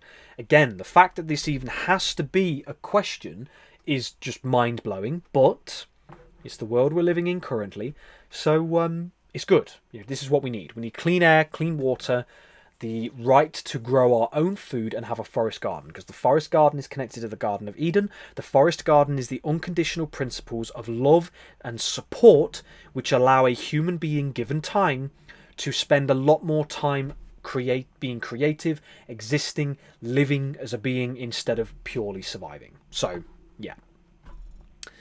Bolivia as well. We're actually ready for our meditation now. Hold on just 1 second, guys. Going to come over to here. Yeah, that was the last one. So Bolivia was the last one, but we'll go over that in just a second. Let's keep on track. So I'm going to come back over. So right now we have a lovely gift and offering from our lovely Bradine. So we've got a poem that she shared. If you're still, Bradine, you are still here. Bradine says, we are going back to remembering natural law, sovereign law, in which we are connected to all. Absolutely. So for you guys, what we're going into after nature being given living person rights is sovereignty and natural law. So I'm looking forward to. Let's take a nice deep breath in.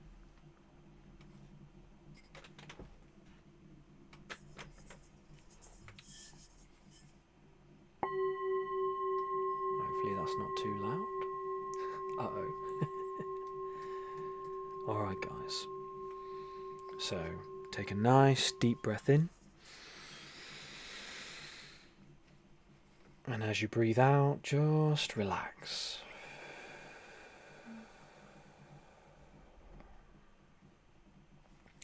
So we're going to go into a nice meditative space.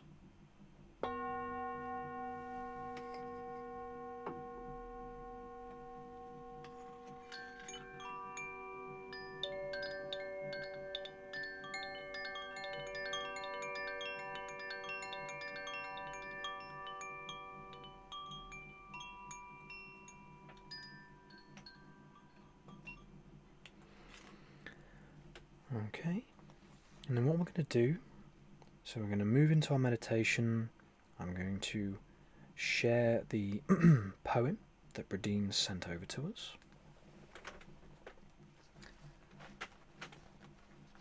And of course, in this meditation, we are exploring the understanding of global evolution, the spiritual evolution, spiritual purely meaning through our minds, our consciousness, our hearts, our characters, who we are. Take the word out if it doesn't resonate.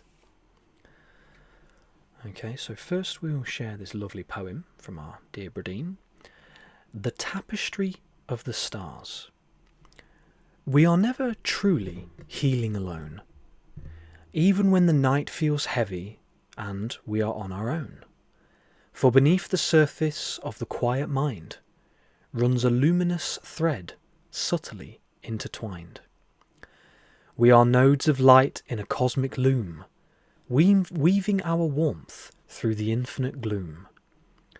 Bound to each other by rivers of grace, suspended together in celestial space. When you heal a wound, when you choose to awake, A ripple of light is the promise you make. It travels the web through the stardust and air to lift up a soul that is kneeling in prayer. You are a flame, singular and bright, yet anchored forever in a matrix of light. A vast constellation of spirit and bone, a beautiful truth, we are never alone. So lean into the web when your courage runs small. Trust in the lattice that cradles us all. Through the deep cosmic ocean, unified we roam, just mirrors of starlight, walking each other home. Isn't that nice? Little ode to David. Bradeen, if you're willing to share, I didn't catch the author, so we're going to go into our little meditation now, but if you're willing to share that, that would be lovely. So guys, what I'd like you to do is just take a nice deep breath in.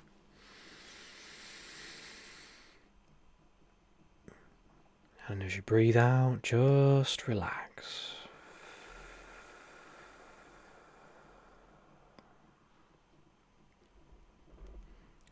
Take one more nice deep breath in.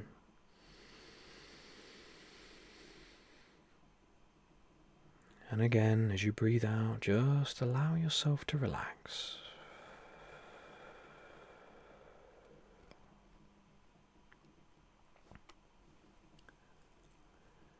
I invite you in this present moment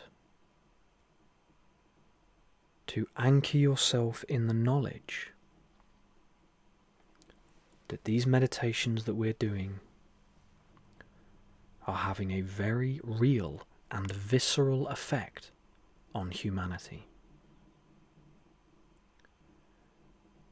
We have explored the whirling rainbow, knowing that we are all one and unified. So as all 50 of us come together to wish for the awakening of those souls who are still slumbering and unconscious to what is happening around them, we send our love to those who are struggling,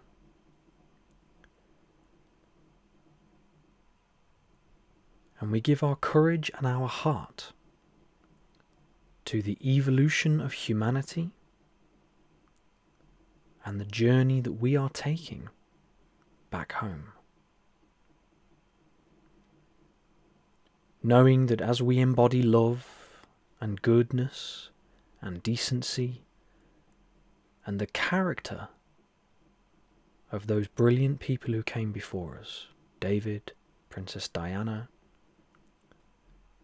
King Arthur, Guinevere, Yeshua, if you will, Mary, Akhenaten, these people who it is said from our history were people who stood for goodness, kindness. They stood for the people. Charismatic leaders who wanted to see our world better than where it is right now. Who wanted to help to awaken the people to the truth of our nature, to the truth of who we are. Infinite, undying individuals who, when our spirits move on, when our souls move on, when our vibrations and energies move on, our journey continues. And the clothing that we wore, which was our physical body, goes back to the cycle of the earth, and we inhabit a new version of ourselves in whatever way that looks. So whilst we are here with our brothers and sisters, the people around us, let's wish for a swift and appropriate awakening of the people back to kindness, back to goodness, and back to decency. May those with evil and malicious intent have a change of heart and seek forgiveness for their crimes against the people, to recognize what they have done and why it was wrong, and to give up their greed, their arrogance, and their service to self mentality. May the people start to embody chivalry and service to others, and may we see a beautiful world restored for ourselves and our children. Danacho Wio, Great Spirit, it is said and it is good. Namaste and Amen.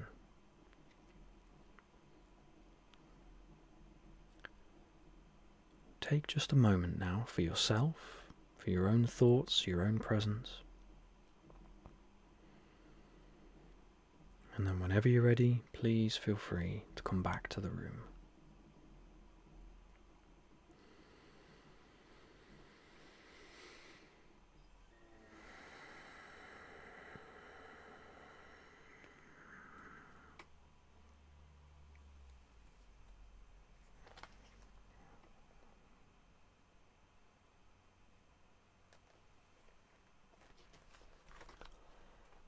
Okay, guys. Please feel free, as I say, to come and bring yourself back. Oops, there you go. You got a quick shot of the... we're at the right at the end of the slides here, so... Karen! Oh, bless you, Karen. Thank you so much for joining. Let me know if I've pronounced that right, by the way.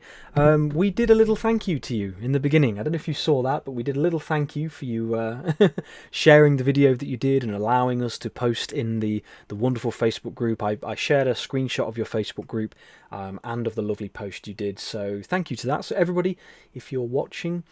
oh, you did see. Okay, no worries. Sorry. Yeah, everyone, that's Karen. She's doing a lovely job keeping that Facebook group going. So please go and check that out, guys. You know, and share some love for Karen. That would be absolutely wonderful. Sorry, guys, I got a little bit excited there. So you'll just come back nice and slowly. And yeah, please feel free to let me know anything you're grateful for, anything that came to you during that meditation. It's very hot in this room, guys. It's been hot today. Crafty says, beautiful energy. Thank you, my friend. That's very kind of you. Cyclone says, thank you. It's my pleasure. Thank you. Suzanne says, sweet. Thank you. That's all right. Thank you. Love you, Mum. Gail, and so be it. Absolutely. Mama says, amen. Without a doubt. And he's got the love and the light in there. All right, guys.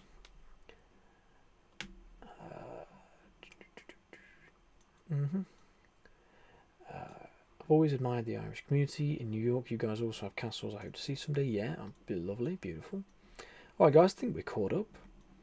So yeah, let me know anything that you are... That's absolutely a pleasure, Free Queen. Thank you dearly. Yakish, Wonder, thank you very much. Bradeen. Yeah, Anika says, thank you for that meditation. It was so empowering and refreshing. Lovely. That's very kind of you. Thank you, guys. Well, that's our second meditation. And I just want to say again to you, all of you should be deeply proud of yourselves. We're carrying on with our Global Peace meditations, just like David asked.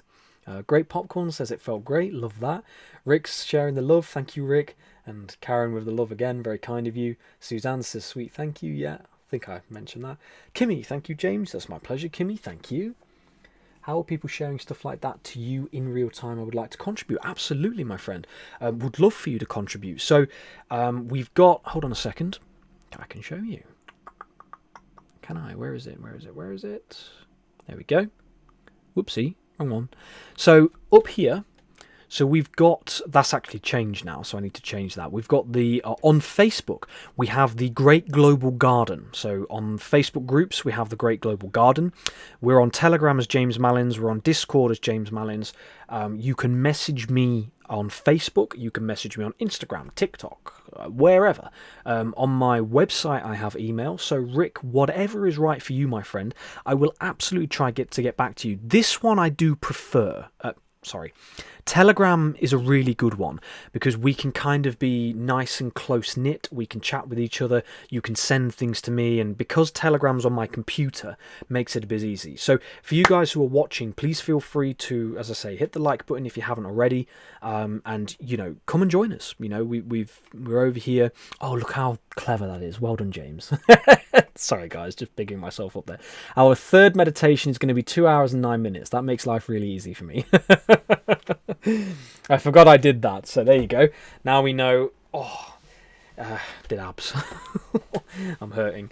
Now 2 hours and 9 minutes. Then it's 2 hours 52, and yeah, that's it. So, so anywhere here, the Great Global Garden is a Facebook group that is growing. We've just hit 2,000 members, which is absolutely lovely.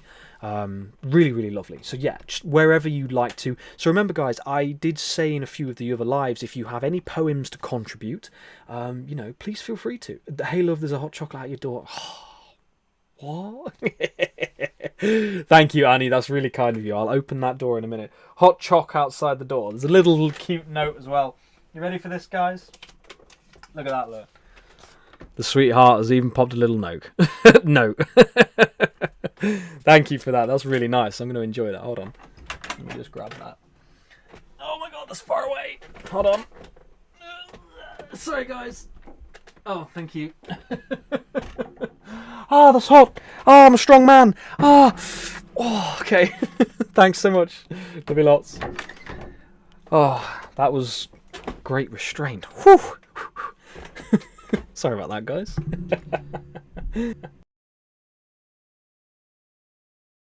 And that's where I've shared and we all could chat there. Yeah, absolutely. So, you know, look, I'm trying to...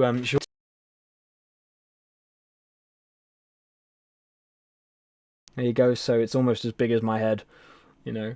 So, yeah. Inspired by Lucas's big mugs, too. Deborah says, hi, Annie. Oh, that's really sweet. Meant to be delivered with peace. That's fine. Look, there's technical difficulties, all right? We're all for that. Yeah, Annie, you're a darling. That's lovely. Suzanne says gorgeous. It was a beautiful sight to see. Lovely, guys. That's very kind of you. So, yeah, as I was saying, guys, let's just scooch that over. Yeah, any of these, please feel free to come and join us. You know, it's where we can keep in touch. You can share things. You know, I try to get back to everybody. Your patience is always deeply appreciated. It's a challenge, you know. Not a bad one. Best challenge in the absolute world. I love it. Best challenge I could ever have, ever. I'll never complain or moan about it. You know, I just, obviously, I want to always be there for you guys too. So, yeah. Right. So our next one is 2 hours and 9 minutes. So we've got a good bit of time. So let's get in. So this is, right, guys, I want to share with you. We are now in the topic of today that I'm very excited about. What that was from last week, what we just went through, which again I really loved. But this right now, this is where we're going to get into some very important information. So let's come across here. Excuse me. Let's come across, and now we are at the very important live here. Gail says, I used to have giant mugs like that. A friend said, you can't take a bath. You can take a bath in it. You can definitely take a bath in these mugs. Anika says, now your sound is coming in and out.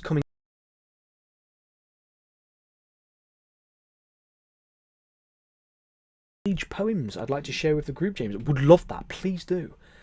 Please do, Deborah. That would be really lovely. Asna says, lol, Gail. Yeah, that's funny.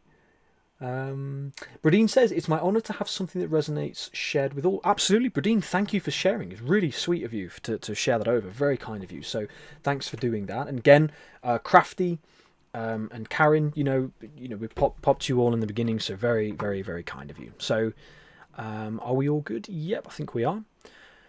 You, my dear brothers and sisters, are a natural person. You are a natural person. Okay. Asta says, Deborah, she's sorry about that. Email them to James. I have some... sorry, guys. Did I... Yeah, you can email them too. Maggie, made it. Much love. Maggie, welcome. Thank you so much for joining. It's very kind of you. You've joined at the perfect time. You're not late for anything. So thank you for coming and joining us. It's a real pleasure for you to be here. That's very kind of you to come over.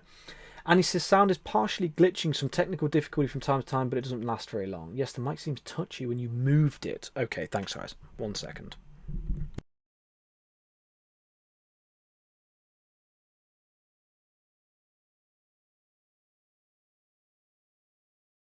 Hello, hello.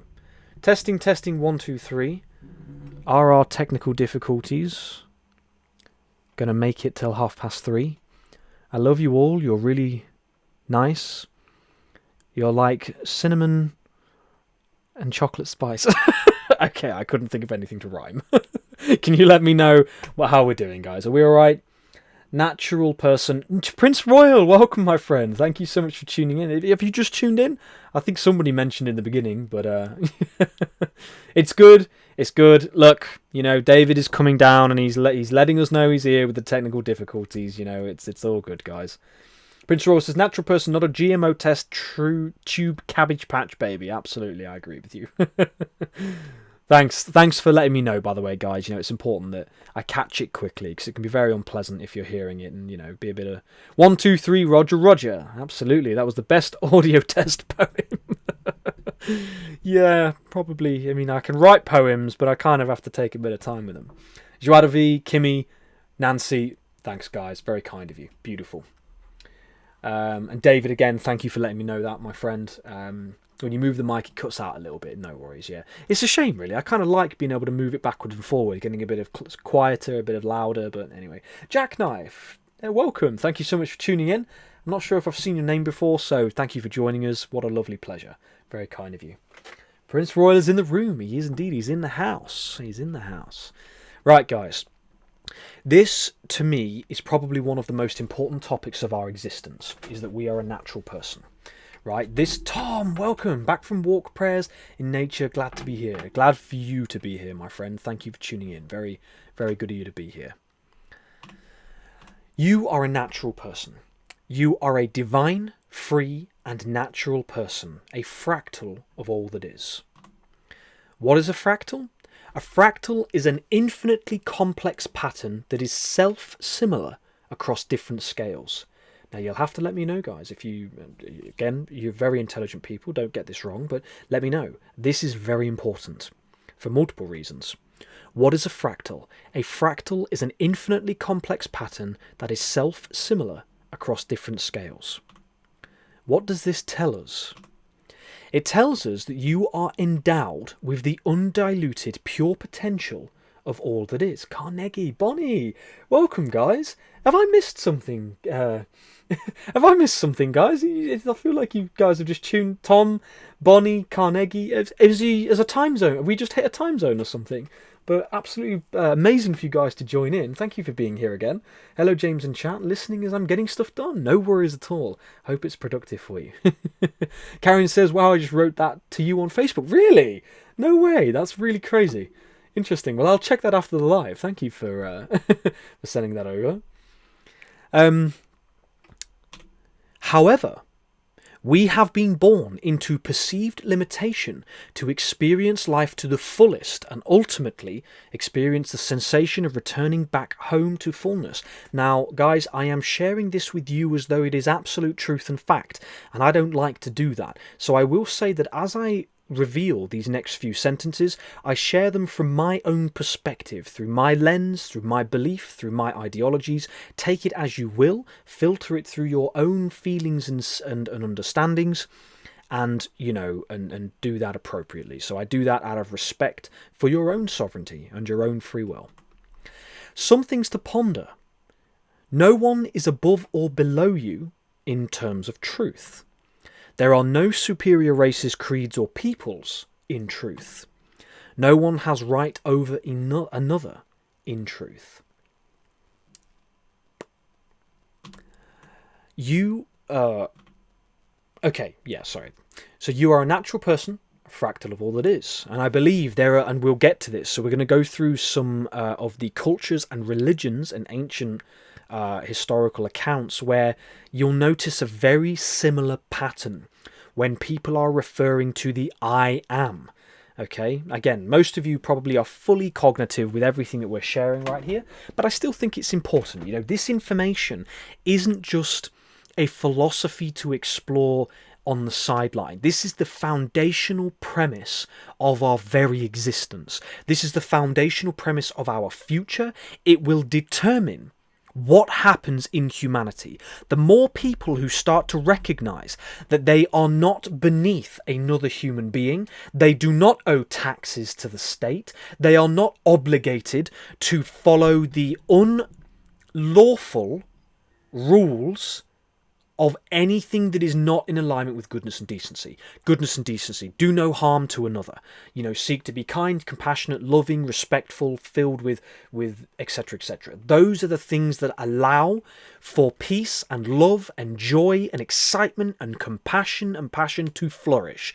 When there is envy, hatred, when there is greed, when there is ego in the sense of arrogance, because ego is such an interesting word. Ego is the character we are, but arrogance is the actual term that's derogatory, or is that not derogatory, but it's the connotation of, you know, oh, I'm James Malins, look at how amazing I am, I'm so much better than everybody else. That's arrogance. People call that ego, but James himself is an ego. He's an identity. You know, he chose to get tattoos. He chose to wear this T-shirt. He's choosing to listen to the Harry Potter Legacy music in his ear right now whilst he's speaking to 54 lovely people. Brizzy, why do I feel like you're going to love that? I wish I could show... I'm listening to... I'll show you. Hold on a second. Let me show you. Because this video game, it's a Harry Potter video game. It's very good. If anybody wants some really lovely music to listen to, it's right here. Hold on a second. Quick snippet break here, guys, from our deep conversation. So, Hogwarts Legacy First Vivarium. This here is a lovely music to meditate to, or to just be peaceful to. So right there, Hogwarts Legacy First Vivarium. I played the game, loved the game. So, yeah. So, you can enjoy that if you like to. The Fractal Time by Greg Braden. I haven't read that book, but it's probably a great book to read to learn about fractals is The Fractal Time by Greg Braden. Yeah, absolutely. Thank you for sharing that, Deborah. There's a lot of books I would... There's a lot of books I would like to get that I haven't got around to yet, but yeah. Anika says, I do agree with your view and has been mine for a while now. Absolutely. Ginger says, I am not of this realm. This realm has no claim, control, authority of whatsoever, whosoever, howsoever, whensoever. The emanation of source, pleroma, I am. Yeah. Free Queen says, I've very consciously approached every emotional flashback as a fractal of my soul when I was doing my trauma healing. Still do, but pretty sure I got everyone back. Interesting. Well, that's very powerful, very powerful. And Ginger as well, thank you for sharing. I didn't want you to think I just skipped over that. Amen Jackknife. Did I miss something? I rarely comment, but I've never missed your Sunday show since you've been doing this. Jackknife, that's a real... Wow, man, that's crazy. That's really amazing. Davy's absence leaves a hole in my heart. Appreciate you picking up on this. Well, my friend, thank you for being with us. You know, thank you for being with us. I totally respect with you know, watching from where you are. That's absolutely no worries. That's lovely, completely fine. But yeah, great to see you. Great to have the comments. So thank you very much. Very kind of you. Right on, Ginger, absolutely. Tree Dog, I got to finish Hogwarts Legacy. Yes, good one. It's a good one. Brizzy says it is so good. Yes, I do love it. I just laughed out loud. Sorry, Tree Dog as well. Look, I'm sorry, Tree Dog. I know because Brizzy's mentioned the songs and the games and stuff, but you know, obviously we're all gamers here. I would show you my tattoos, but another time. I've got a couple of them. Sans Motel, welcome. Oh my gosh, James, I love your message and I totally agree with it. That's very, very lovely of you. Thank you so much. Oh, okay. No worries. Sorry, Prince. That's all good. Again, guys, just remember. Thanks. Do you know one thing I haven't done over quite a few lives is would everybody just drop a little love heart in the comments for the moderators? Because you know you guys are spending a lot of time here. You're spending time with us, you know, and really, really appreciate you all very much. So you know, Annie, Bradine, Susie as well. Lucas, I know Lucas is doing what he's got to do before he goes to work. So yeah, very, very kind of you. And so yeah, Susie, again, if you're still here, thank you for being here. Very, very sweet of you. Deborah says, "Who doesn't love Hogwarts?" Of course, you know, Harry Potter. You know, Harry Potter. What a creation! Really beautiful creation. I'm a big fan of it. Thank you for the love, Prince Roy and Joie de Vie. Yeah, beautiful. Love you, mod. You guys are vital. Absolutely. You know, great help. Really are. Just going to get a quick drink.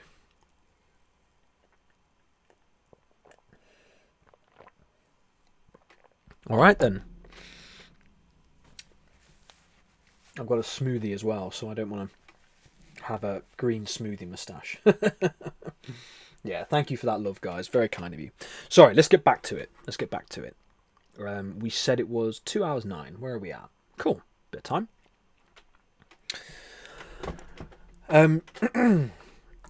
So, you are a divine natural person, a fractal of all it is. There's a reason why the sun is the image of this. I'm not going to go into it in too much depth here, but we listened to David for many, many years.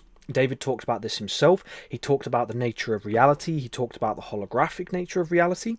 He talked about the photon of light and how it shows the nature of our world. There was also something in the wisdom teachings where David showed the experimenting that they were doing, the science that they were doing, where they were shining lasers onto either fruits or strawberries, and it was I wish I could remember. This is why it's so unfortunate that the wisdom teachings had gone. Somebody's loading them, but I haven't been able to find a reliable source yet, which is really, really unfortunate. Bradeen as well. Bradeen, thank you so much for being a moderator as well. I forgot to mention you there. Thank you for... What a whole lot of love. Absolutely, Free Queen. Thanks, guys. That's very sweet, you all. Beautiful.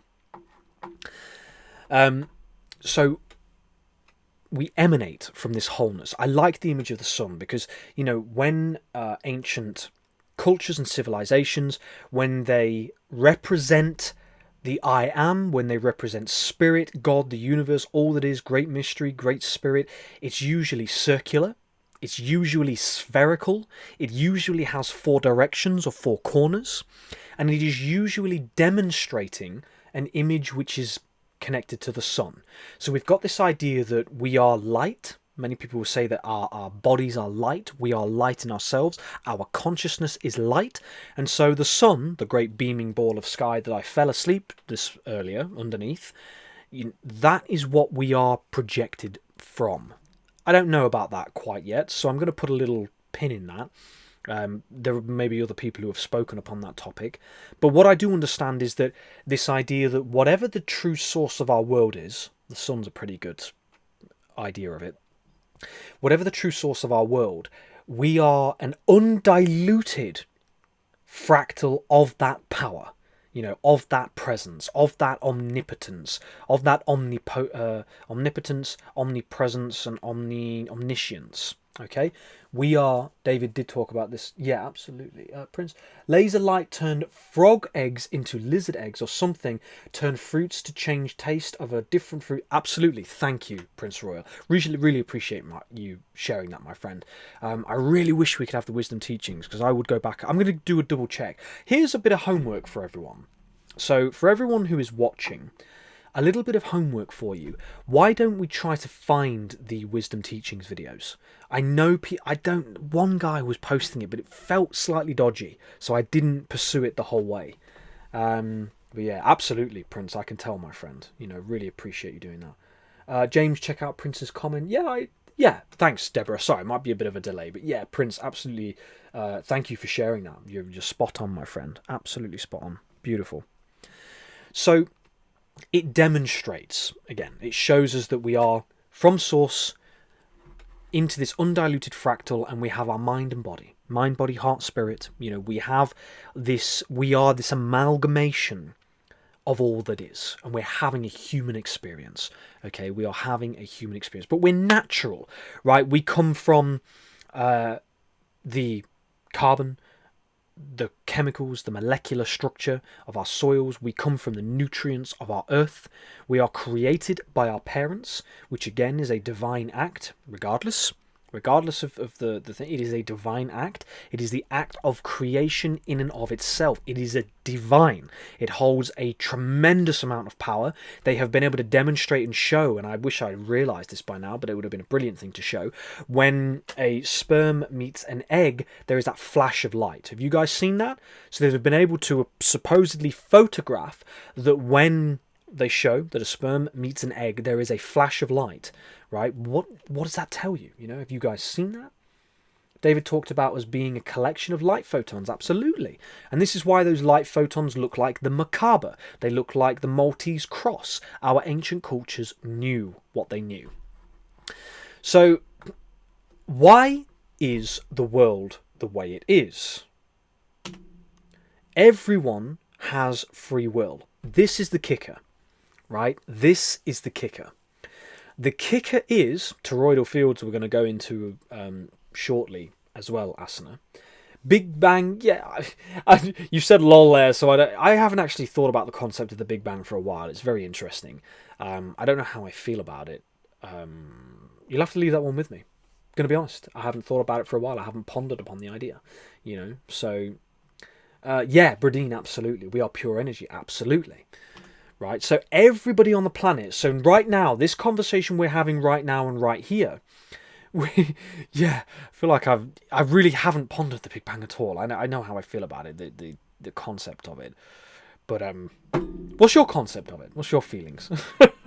feel like I might have put myself in a slightly pudding situation there. The reason why humanity is the way it is right now, truthfully, is because of free will. You know, ironically, free will is our greatest gift and supposedly our greatest form of enslavement. Everybody has the free will to choose to love or hate. To choose honesty or deception. To choose to be decent or indecent. To choose courage or fear. To choose hope or despair. To choose gratitude or ungratefulness. To choose forgiveness or resentment. To choose humility or arrogance. Compassion or cruelty. And all of the other dualistic behaviours and characteristic traits which make up modern society and humanity as a whole. So this is an extremely important understanding, because a few people mentioned in the beginning of the live, you know, that it's difficult. It's difficult to remain positive sometimes. It's difficult to remain temperate. It's difficult to have fortitude. It's difficult to remain peaceful and calm and loving and present. It's difficult to be kind sometimes. Because, you know, sometimes you might feel like you're dealing with situations that just are very difficult, you know, and so we have to acknowledge that we are having a human experience that very much appears to be, I won't try to force this on you, but it very much appears to be a mechanism of limitation so that we can go on a journey,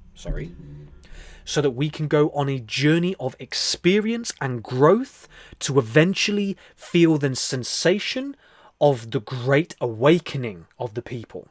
Okay, so this is what I feel, is that we have this tremendous adversity that looks like, oh my goodness, it's Everest times 6. How are we ever going to be able to climb 6 Everests? I guarantee you, at one point, a human being on this planet, or a group of people, would climb those 6 Everests all in one go. Okay? So we have to understand that you don't have to understand anything. That's a violation of your free will. I recommend that we explore the idea that we are in an experiential mechanism. As David said, there is this path, this idea of the hero's journey. There is this path and this idea. Thank you, Prince. Yeah, Big Bang is the biggest flash of light ever, the birth of an entire universe. We are all fractals of the Big Bang, so it would make sense a flash of light happens with the egg and the sperm. Absolutely. And the only reason why I hesitate with the Big Bang is because with the things that we are delivered, you know, this is why David was such a brilliant man and why he was so important to so many of us. Because when we look at what is delivered to us, sometimes it can be these situations where we think to ourselves, well, how true is that? Is it manipulated? Is it the truth? You know, his story, you know, there is that concept that his story is related to the conquerors and those who took power and control.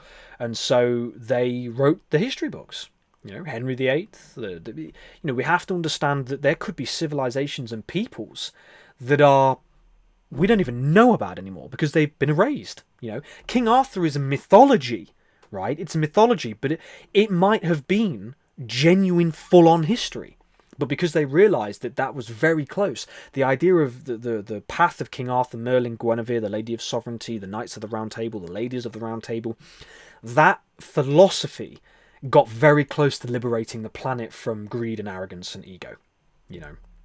Ego. It's ego, like, it's pitched as the enemy, but again, it's like me as a personality. When I'm no longer this ego, I'm all that is. But whilst I'm this ego, I'm like, oh, hi guys, I've got a voice, I've got an accent, I've got ideas and beliefs and character traits, I've got choices, I've got free will. That's the ego. The ego is the body and the mind, the experiential mechanism. It's how I experience life. It's my senses. It's the things that I've given to myself to learn on this journey, to awaken me, to give me experience, to allow me to unfold. Fractal, unfolding. So it's a bit of a tricky one when we sort of demonize the ego, where it's like, oh, ego's bad. Well, arrogance doesn't leave a lot of room for love. Arrogance doesn't leave a lot of room for respect and for goodness and for decency. So arrogance holds that trait, but ego, oh, that's so weird. I have that tattoo, the tale of the two wolves, which one do you feed? Blah, that's really weird, because Lucas and I were talking about this, because I'm going to talk about the twins today. So the twins are a very similar story to the two wolves. So very curious that you've shared that. Karen says, as I wrote, my guides are Andromeda Galaxy stellar architect beings, creator of stars. So it's another synchronicity. You had the image of the sun there, absolutely. Well, the sun is also very much connected to the lion, and the book. Go on, James. Round 2. Yes, it's covered with a lot of clothes, folded clothes. Thank you, Annie. Covered with a lot of clothes, but this also speaks very much of the star beings. It speaks of the beings that came down in Timbavati, and why the white lions then eventually started appearing in Timbavati. Connects with Great Zimbabwe, connects with Egypt, and all talks about what you've just said, children of the sun god, right? And the supposed beings that came down in Timbavati. Very curious. Asana, yes, limitation is within our control. We limit ourselves. Everything is limitless. Absolutely. I'm going to touch on that in a moment, though, because it is a very interesting concept. Deborah, we are beings of spirit here, experiencing what it is like to be physical. Absolutely. Arrogance is service to self. It is indeed. That's law of one. Absolutely. Deborah says, I've read that myths are based on true facts. Well, that's it, isn't it? That's why many myths have such weight in cultures, right? So many people, my mother has also read the Mystery of the White Lions, why many cultures cling to certain mythologies, like France and Britain had a very romanticized connection to the Arthurian tradition, So, yeah. Rick says the Big Bang had occurred not in an explosion of heat, but in a quiet, superconductive alignment of the human spirit. Woo, that's an interesting one. The Big Bang had occurred not in an explosion of heat, but in a quiet, superconductive alignment of the human spirit. Wow, that's very powerful. I love that. Richard Fleming Jr. Is that you? I like that. Very cool, my friend. I like that. Very, very good. Prince Royal says Big Bang is the big... Yep. Sorry, we read that one, that's it. If we wish to say Big Bang, I know it was a conscious Big Bang, no random thing or accident. Of course, the very nature of... And I'm agreeing with you wholeheartedly, because I know a lot of people would think that it was an unconscious event, but the very nature of our reality means that it is intelligent. There is an intelligence to it, without a doubt. David was brilliant because he explored into that. Ginger says, purposed to restore all, absolutely. Asna says they recently discovered that our DNA is not what they thought, but that it is light and resonance as well. I mean, yeah, that doesn't surprise me at all, without a doubt. Yeah, brilliant. Neil says Facebook seems to be playing funny with us connecting. Have you seen my messages? You probably, yeah. No, I haven't seen them, but that probably isn't Facebook. It might just be because I've probably got about 130 messages to go through, maybe more. So I appreciate your patience, my friend. I really am trying to do my best, you know, getting the slides, keeping active on social media, replying to messages on every platform. It's you know, I did get through to everybody's emails, so I know a few people had a response to me from the emails. That's a good hot chocolate, Annie. Thank you. Ginger says, metallurgy, cosmetics, astrology, incantation, writing, hierarchy, deception, false determinism, archon language, interference, and the offloading of soul memory. Yeah. Metallurgy, cosmetics, astrology, incantation. Interesting. Could you elaborate a little bit more, Ginger, just so I could grasp what you're saying a little bit more? No worries, Neil. Thank you, my friend. Appreciate your patience, buddy.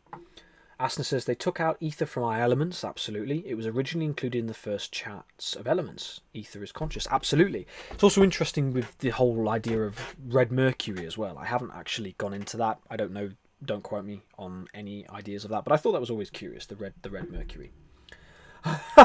Suzanne says, Annie, can you make me a hot chocolate, please? Yeah, look, Annie, what we'll do is we'll embody our teleportation.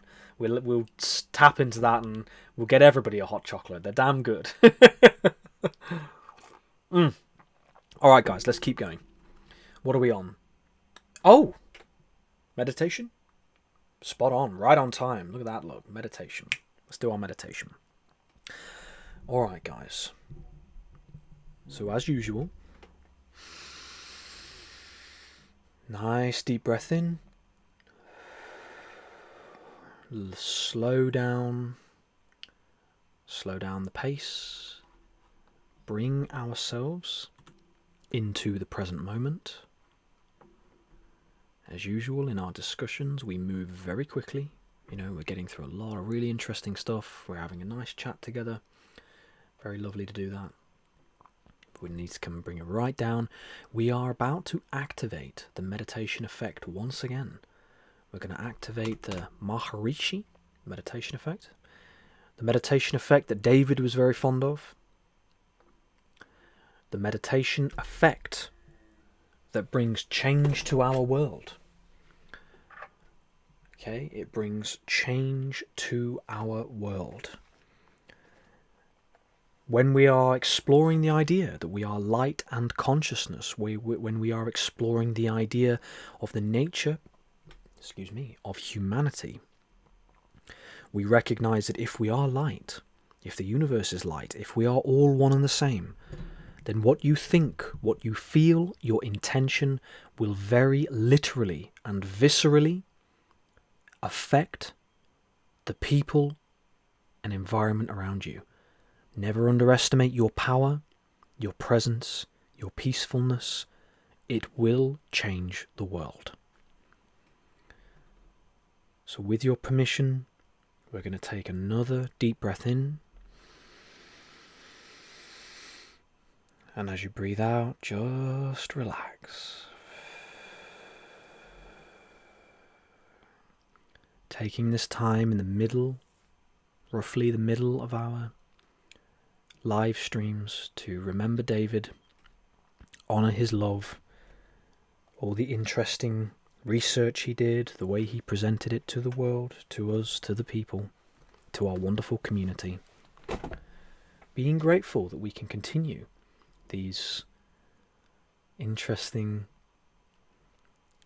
and wonderful conversations, exploring the pathway to peace, exploring the journey, the hero and heroine's journey to a world where our children are liberated and free, as are we.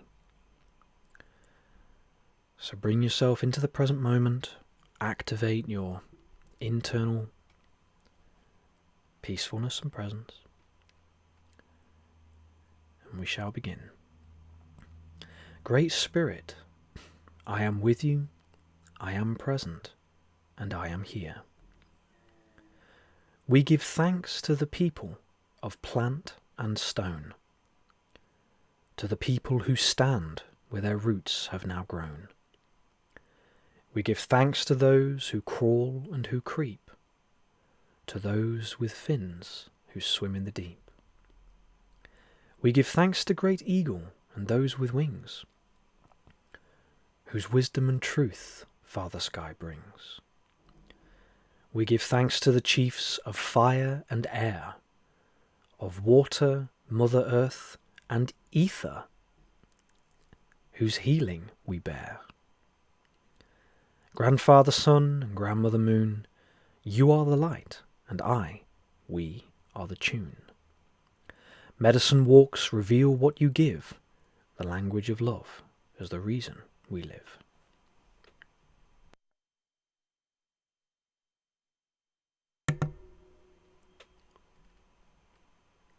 Whirling rainbow brings a promise of peace, uniting all nations, all peoples, and all creeds.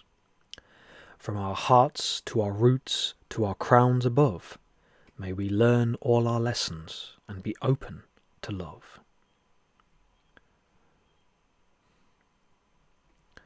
We give thanks to the directions on the sacred wheel, whose guidance speaks on the winds that heal. We stand for all that is right and true, so that your loving light may shine on through. The presence of light or Christ resides in our hearts. May we forgive all those who miss their mark, as well as ourselves when we stumble and fall, and fail to uphold the highest of all. We walk this path in service to others, for nature, children, our sisters and brothers. Our minds are quiet and our hearts revealed.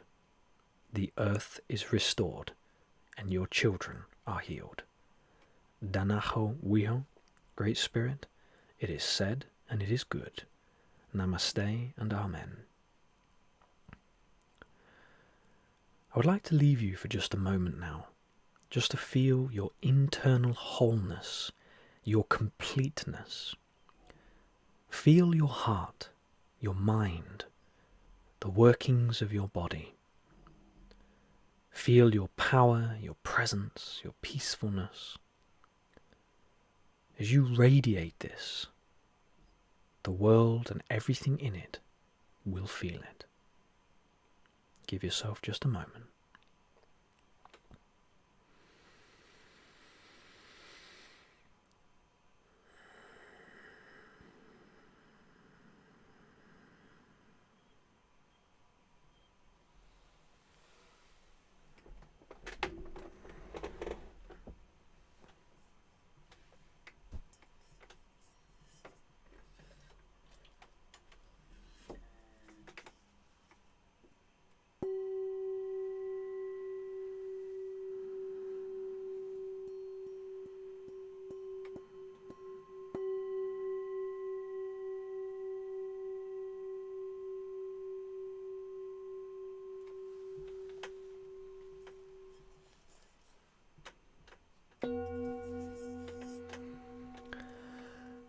Okay guys, when you're ready, please feel free to bring yourself back into the room. Come and join us. Please feel free to share one thing that you are grateful for, one thing that may have came to you during that. Soul Coach Suzanne, welcome. Thank you so much for coming back. If you just tuned in, absolute pleasure for you being here. Thank you for tuning in. How's your week been? Bring yourself back around, guys. Please feel free to share anything you feel. Mommy Malins says, a beautiful poem, James, to be cherished always. Love you all around the universe and back. Absolutely. We're changing the moon now to the universe, Mama. Sue Skidmore, we're going to have your poem very soon, Sue, if you're willing to stick around.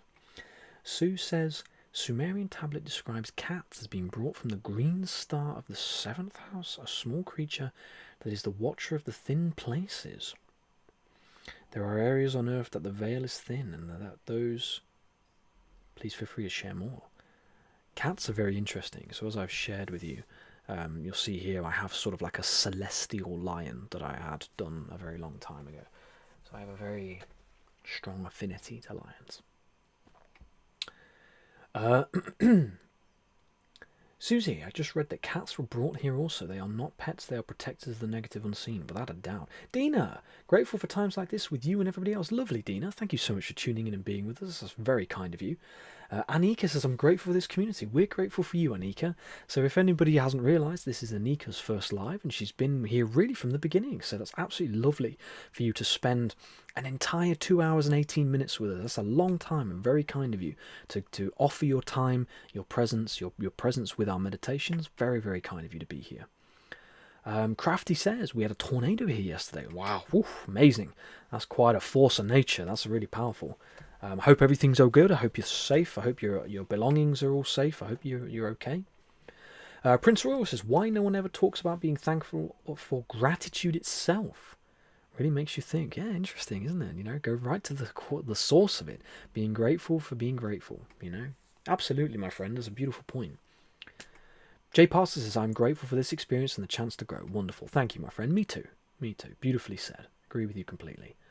I did forget. Didn't I forget the bowl, didn't I? We did it at the end. Oh, sorry, buddy. Yeah, I'm still in the... Is it so... Hold on. Excuse me. Hold on, Mark. I was in mid-flow of some nice little Koshi wind chime sounds. Guys, could you let me know when I'll tell you what I'll do. I'll ask you anyway, but I'm going to let you know. When I am speaking a little bit more softly during the meditations and when I'm chatting afterwards, because I don't want to kind of be like, boom, we're finished. When I'm speaking softly, has my microphone gone back to being the proper volume, or, you know, is it still quiet? Because at my end, I'm reaching into the red, so it should be just insanely loud. But my mic did a very odd thing where it kind of went from being really sensitive to, not so sensitive. Let me just double check a second. So if I'm going to talk a little bit more quietly, do a little bit more of a whisper like you said, what does that sound like?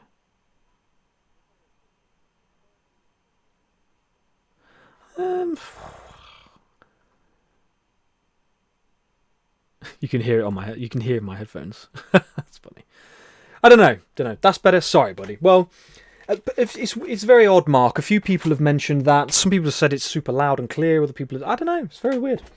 I kind of like to speak a bit quieter. I kind of don't want to sort of get inside the microphone. Just kind of get in there, just being silly now. For me, sound was good during and after meditation. Thank you, Anika. I appreciate you sharing that. Not Mark, not that I'm remotely suggesting, I don't know. Could it be your volume? If it is on your end and your volume's up full, I don't know, buddy. I'm sorry, I can't. When you speak softly, I have to turn my volume up to 70. Fair enough. Okay. Well, it's a real shame.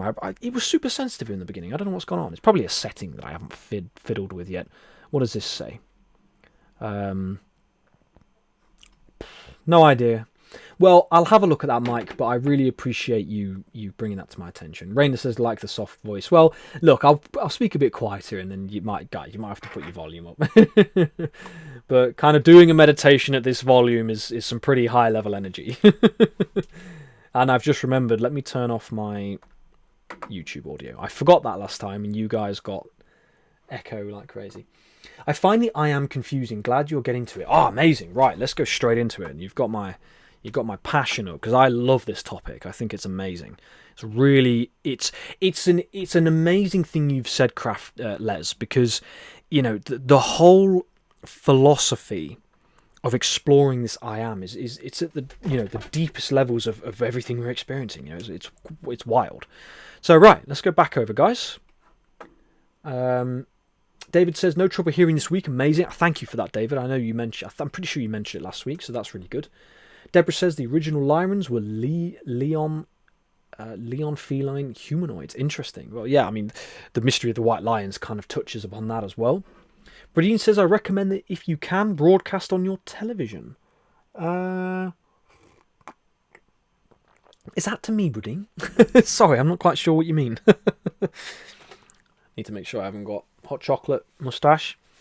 Doesn't that Re-give you faith in humanity, blah. Blah says, I'm grateful for the gentleman that gave up his seat on the train for me. He was willing and able. Amazing. Yeah, that's really cool. I agree with you. Wonderful. Good for them. Proper volume for me. Beautiful, guys. When you speak quiet, I can hear you when my volume is all the way up. All right, then. Well, thank you for confirming, guys. It's very kind of you. Free Queen says, yes, same. I turn it up, and now you speak in your normal voice. I turn it back down. Do you know what that reminds me of, guys? That reminds me of movies. You watch a film? You watch a film, and it gets to the action, and if you're on like a volume of 70, your ears start shattering like solar flares exploding in the universe. And then as soon as they get to talking, like, yeah, guys, so we're going to be going across and we're going to be, just going. And it's like you've got to turn it up and down all the time. I don't know why they can't just get that sorted. Oh, sorry, Bradine. Love you lots. Oh, I get what you're saying. Watch it on the TV, yeah. That way you can just blast me up and down whenever. All right, guys. Let's get into it. Hope I didn't... Mimi, I just came on and it sounded clear, but there was a baby napping in the next room. Oh. Is in your room? Or... I just came on and it sounded clear, but there was a baby... Oh, right. Well, yeah, hopefully it wasn't too loud. I didn't want to wake him up. All right, guys. Yeah, so everyone has free will to choose. Being a natural person means choice. The Matrix films really do touch on this quite powerfully. Wrong slide. So free will is affected by a few things. Now, this is really important to consider. So we're going to get to the I am shortly, but this bit I felt was important. So free will is affected by a few things. It's affected by current and future experience and information, right? On our journey, free will is linked to choice. They are one and the same. When we're making choices in life, they are often linked to information and experiences that we end up coming across, right? A person might not pursue their passion, might not pursue their... Breathe Light, welcome. Can hear you much better today, enjoying your broadcast. Bless you, that's really kind of you, Breathe Light. Thank you for all of your love and for being here with us and supporting us. It's really kind of you. You might want to set up a business. You might want to do something that makes you scared. You might want to talk. Mighty Hedgehog Mike. Yeah, I did. Yeah, you probably got to the bit where I wore the thing on my head, didn't you? That's funny. Thanks, Karen. I really appreciate you confirming. That was very, very kind of you. Current and future experience and information. Once we start to acquire new information, we start to be able to adapt and change our choices, right? Somebody who is afraid of speaking on stage, who's afraid of running a business, whatever, who's afraid of... I say that because, we should be freeing our forest gardens, but we'll say that anyway. Who's afraid of, going and speaking to that man or woman who you feel drawn to in your heart, afraid of, speaking up. Or there are these things that can prevent us from doing a thing, from making a choice. But then once we have certain experience or certain information, we can then, we might have the bravery to act upon a choice. We might have the bravery to shift and change our choices, right? So we have to understand that free will is, of course, affected by things. And that's why when we look at the world... I wish I had the button thing that David had. It would make life much easier in time. When we look at the world, the global population, the humanity as a whole, what I recommend, and we're going to get to this, is that we also understand that free will and choice evolves over time. So we might look at the world and think, how is the entire planet going to wake up? How are we going to get over the people who are just really stubborn and difficult and, probably a bit arrogant, or, they don't care about what you have to say. They're just like, I've got it figured. For those people, I think we do have to approach it from the idea that, they might be acting as a child. I don't mean derogatorily, acting as a child of the things they didn't have when they were younger, or they didn't have when they were growing up, or experiences and information that they either did or didn't have, which is leading to them behaving the way they are today. So if we understand that there could be a catalyst of some form which awakens these people from their slumber. Have you ever had it where you have told somebody the same thing 400 times, and all of a sudden they come into the room one Sunday afternoon, and they're like, oh, Deborah, you'll never guess what. Did you know that this is what they were doing to the people? And you kind of look and you're like, you mean the thing I've told you 400 times? And it's like they just couldn't grasp it. right? When it was coming from your words, not that there's anything wrong with how you were delivering it. You know, I've had this loads of times where I've shared an idea with people and they've only got it later on when someone else has told them, and that's fine, because that's how life is. Life works in a way where not only do people get to a place when they're ready, but it might be different information and experiences said or delivered in a different way to you, which changes their mind. And I think we've just got to, you just got to understand that. Possibly plenty. Sorry, I was reading that and I got distracted. This is new moon apex is exact. Interesting. Sun and moon both residing at 24 degrees and a third. In twins. Oh my god, yes. No, just because it came from you. Yeah, absolutely. Sorry, Frequin, I don't quite know what you meant with the last comment. You'll have to let me know in the comments. So coming back over, keeping going. 2 hours 52, where are we at? Good. Full monitor. So free will is affected by a few things. It's affected by circumstance like stress and time pressure, right? Don't forget that the vast majority of humanity is behaving the way it is behaving because we have been put in a state of survival, right? We have been put into a position where we're constantly seeking to pay for our rent, pay for our food, pay for our children, work to pay for your taxes, pay for your VAT, pay for your taxes on your taxes, pay for your taxes on your products that you're buying. It's all psychosis. It is all the deepest level of psychosis orchestrated by individuals who did the most heinous things to control and subdue the people. Now, most of us, good and kind, loving, compassionate individuals, won't murder and all the other horrible things, steal and theft. We won't do those things. We won't do those things to get to a place. I won't. You know, I'm not going to go and colonise Buckingham Palace just because, you know, I think that it's... So we're unwilling to do those things. So therefore it has to be a different way, right? I mean, King Arthur, warrior, Knights of the Round Table, warriors, you know, Sumerian warriors, Native American warriors. You know, you've got warriors of every tribe and every nation. So it's a difficult one. I don't get it. You know, we're kind of like, we're moving away from war. We don't want to have to go to war, but if you're pushed far enough, if they don't stop, we just have to trust in this, you know, the other side of things. Taking, not just sitting back and floating into the ethers, but looking at this and thinking, you know, up for debate. I'm pondering there. Sorry, guys. Free will is affected by reason. It's affected by a sense of right and wrong, unconsciousness, consciousness, cognitive bias, upbringing, drugs and alcohol, and other things. Cognitive bias being the I'm okay and everybody isn't, right? There are some people that operate in our world, actually, as kind of can also be unconscious. There's a really interesting thing in neuro-linguistic programming, NLP. There's an interesting thing that's known as cognitive bias, and the premise is that, you know, when you're driving your car and somebody in front of you is driving slow, and you hear people, or you might be in a car with somebody driving, and they're like, oh, get out the way, why are you driving so slow? Come on, I've got somewhere to go.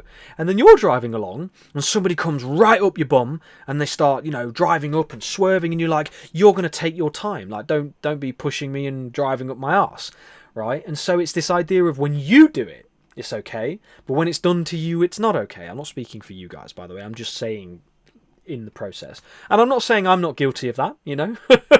I had it the other day. A guy was driving 20 miles an hour on a 60 mile an hour road. So I did think that he was a bit of a silly sausage. Was he enjoying the scenery? Probably. Can I blame him? Absolutely not. But I might have sat there and thought, silly sausage, why are you driving at 20 miles an hour? Didn't go any further than that. I wasn't particularly bothered by it. You know, so I don't get road rage as such. Unless I nearly died, then no, I don't really road rage that much. So it's this idea of then when somebody's up my bum, do I like it? No. So again, it's this idea of cognitive bias. So free will is affected by multiple things. It's not static. And I'm not saying you don't know these things. I'm just saying, you know, it's very curious. It's very curious that it is not a static concept. Sue Skidmore, the solar flash is supposed to awaken the mind, consciousness. At this rate, I am not sure. Yeah, but look, there are many... Hold on a sec.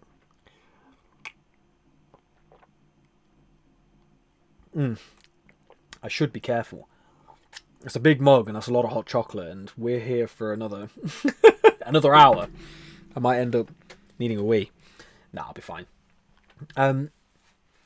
Yeah, again, Sue, I agree with you completely. I did a post about hope. I did a post about the future. So we just have to understand that David did everything. David brought us together. The journey continues. The path continues. All of the work that he did has led us to where we are now. All of the work that we're doing now is going to lead us to where we're going. So we have to understand that, what would genuinely be the point if it wasn't just to experience to go to where we're going? So we're going to pursue this path until the very end, no matter what. So, let's have a look here. You're getting a little reverb off of your deeper tone. Sorry about that.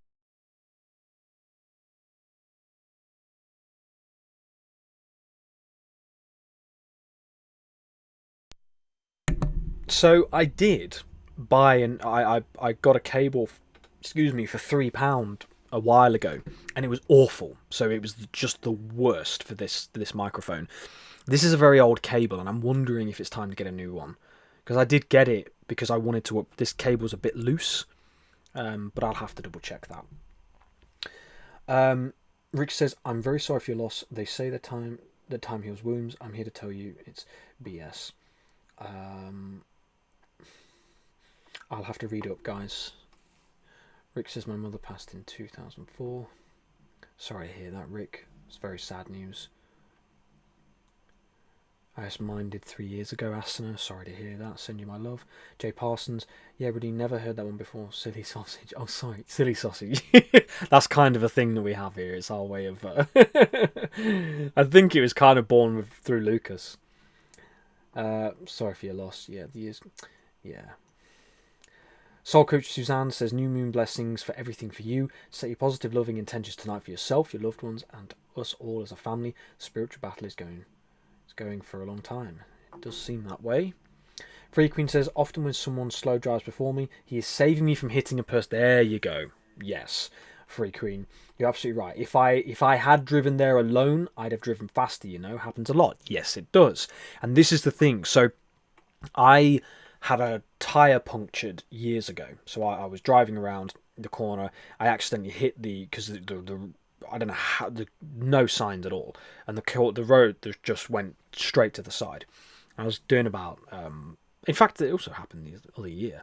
There was black ice on the road, and my car started to skid. I was doing 35, and it started to skid on the side, and it hit into the road. And when those things realised, I'm like, right, this is really unfortunate. This wouldn't have happened to me if it wasn't saving me elsewhere. And anybody could look at that as delusional, but that's the way to maintain. We don't know what we don't know. So if we don't know what we don't know, let's just be okay with that idea. It just makes it easier. So I agree with you. Rick says, "I love the wind chimes. When I close my eyes and hear them, it brings me back to my childhood, sitting on the deck of a camper in Jellystone and seeing my mother smile with the sun radiant on her face." That's beautiful. My mother passing. I'm really sorry to hear that, Rick. I couldn't imagine how you feel, and so I really do send you my love, my friend. Soul Coach Suzanne says, "Let's create a love circle." I love that. Deborah, yeah, that's happened to me numerous times, James. Yeah. Yakish, right back at you. Soul Coach, I love you all very much. Love you too, Soul Coach Suzanne. Thank you for sharing that. Free Queen says, "Those are two different trains of thought, James. New moon info being separate. And last two comments in RE to what you just said." Oh, sorry, Free Queen. I'm sorry. Yeah, that's my fault. Yeah, I should have been. Well, should have. But if I'd have paid more attention, I'd seen it. Thanks anyway, though. Very kind of you. Okay, keep going. So perhaps, we're talking about free will and what affects free will. Perhaps this gives us a little more understanding for our brothers and sisters. Perhaps we don't know what we don't know until we know. Perhaps expanded understanding will unite our people together. Now this one here is a responsibility that nobody can ask of any soul because it is astronomical, but it is deeply necessary and somebody has to do it. So all of us are right here, right now, and I say to you, perhaps Expanded understanding will unite our people together. Can we understand the people of our world beyond what has happened, beyond the way they behave, beyond the things that they do? You know, there's a line. You know, there are certain things that are a violation of sovereign free will and free rights. They can't be interfered with. But can we? Can we understand people on a higher level? I'm asking myself that question. Excuse me, sorry. This is why change is infinitely possible in our world, because of these levels of possibility. New stimulus and experience can change everything, or anything. So new stimulus and new experience. New stimulus and new experience. This to me is actually one of the most important concepts of today's live. New stimulus and new experience can change everything. So now I'd like to explore with you the ideas of orientating to light or darkness. Now, before I start here, I understand that everybody says that our shadows, integrating our shadows is important. Integrating our shadows into our being is something we should understand, and that's okay. We'll get into that. Appreciate that, Karen. Thank you very much. Deborah says, I can relate to you, Rick and Asana. My wonderful mum transitioned last September. Bless you, Deborah. I'm sorry again. Sorry to hear that, guys.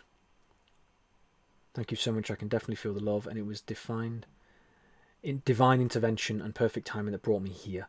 3 Sundays ago, just by pure chance, I opened up my YouTube by accident. Interesting. Well, it's amazing. It's amazing for you to be with us, Rick. And you know, yeah, that divine timing is beautiful. It really is.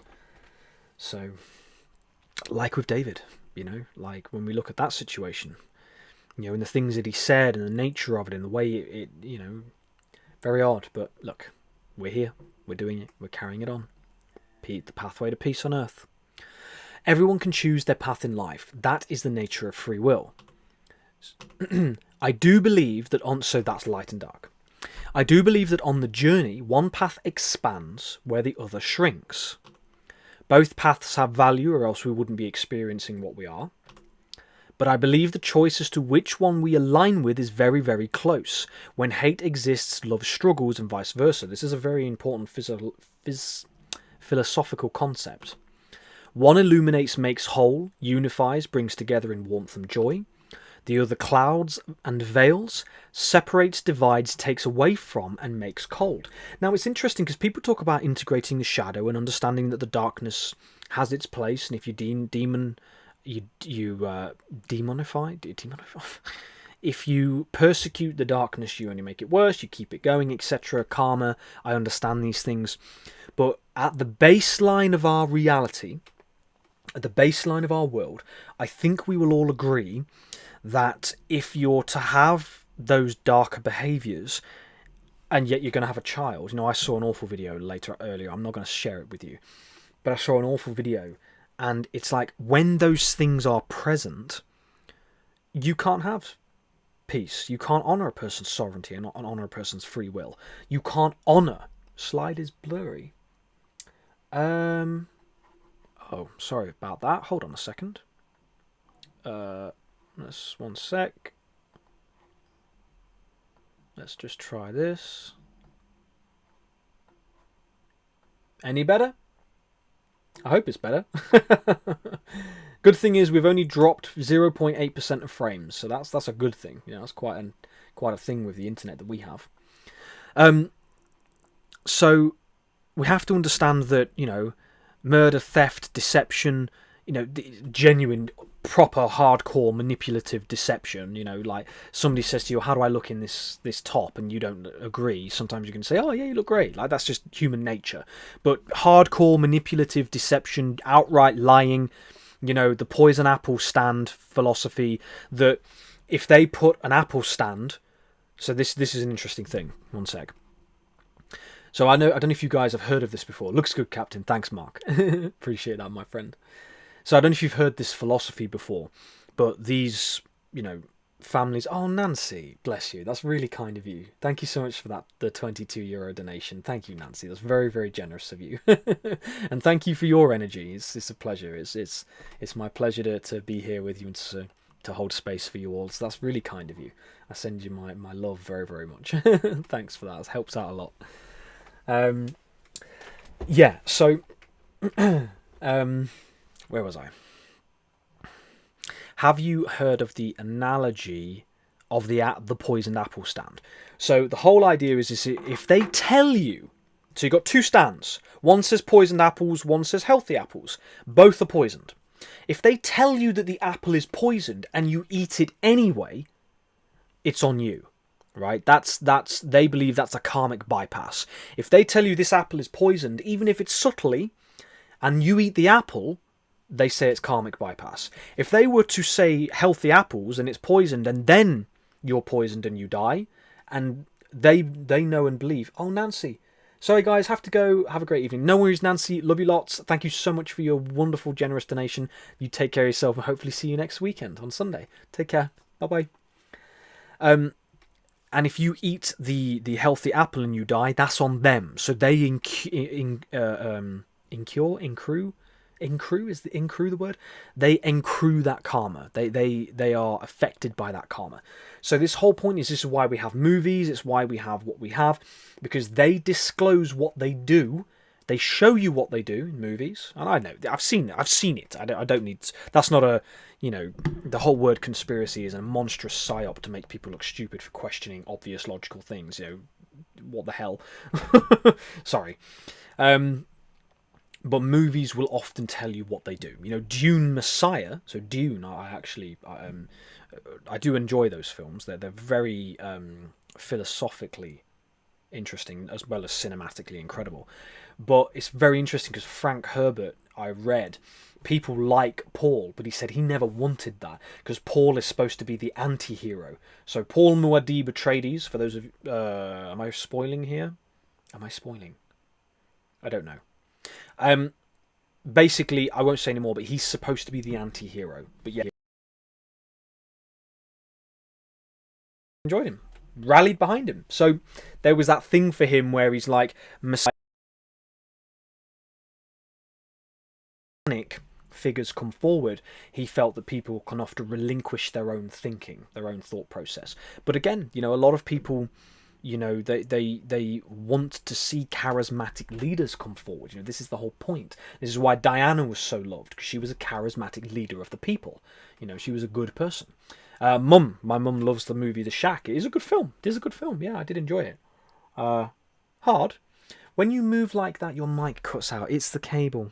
Oh, that stinks. Fuck.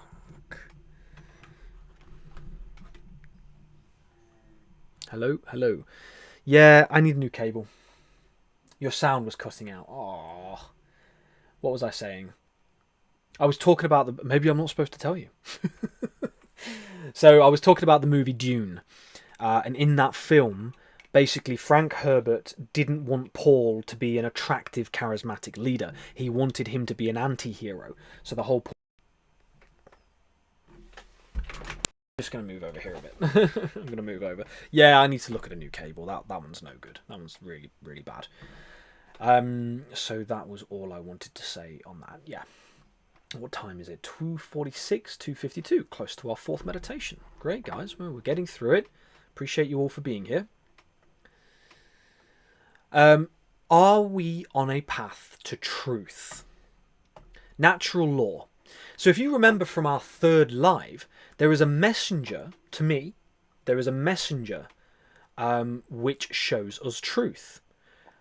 That messenger is nature. Natural law is the idea that certain moral and legal principles are inherent to humans through the observation of universal law found in nature, or the natural world around us. They do not depend upon governments or traditions or leaders or politicians to be valid, right? They are things that we can get behind as a people, because often governments and leaders are treating us as children. They're treating us as people that can't look after themselves. They've marched on in, seen us all as savages, and they're like, these people can't look after themselves. They're not sophisticated. They're not of the level. They can't look after themselves. And so that is why we have this situation. So we have this situation because they believe they know best. And the truth is it couldn't be further from the truth. right? So we have always known how to live in harmony with nature and how to live in harmony with the people, but we've had to, scramble and fight our way through life, so it makes it hard. Deborah says, James, the person should use his or her discernment not to eat the poisoned apple. Absolutely. You are 100% right, Deborah. The only thing with that is, again, you don't know what you don't know. So their concept of karmic avoidance, or karmic, what's the word?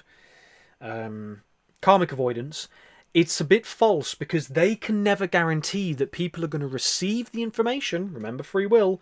They can never guarantee that people are going to receive the information to say that it's a poisoned apple. They're just going on the fact, well, we put it out there.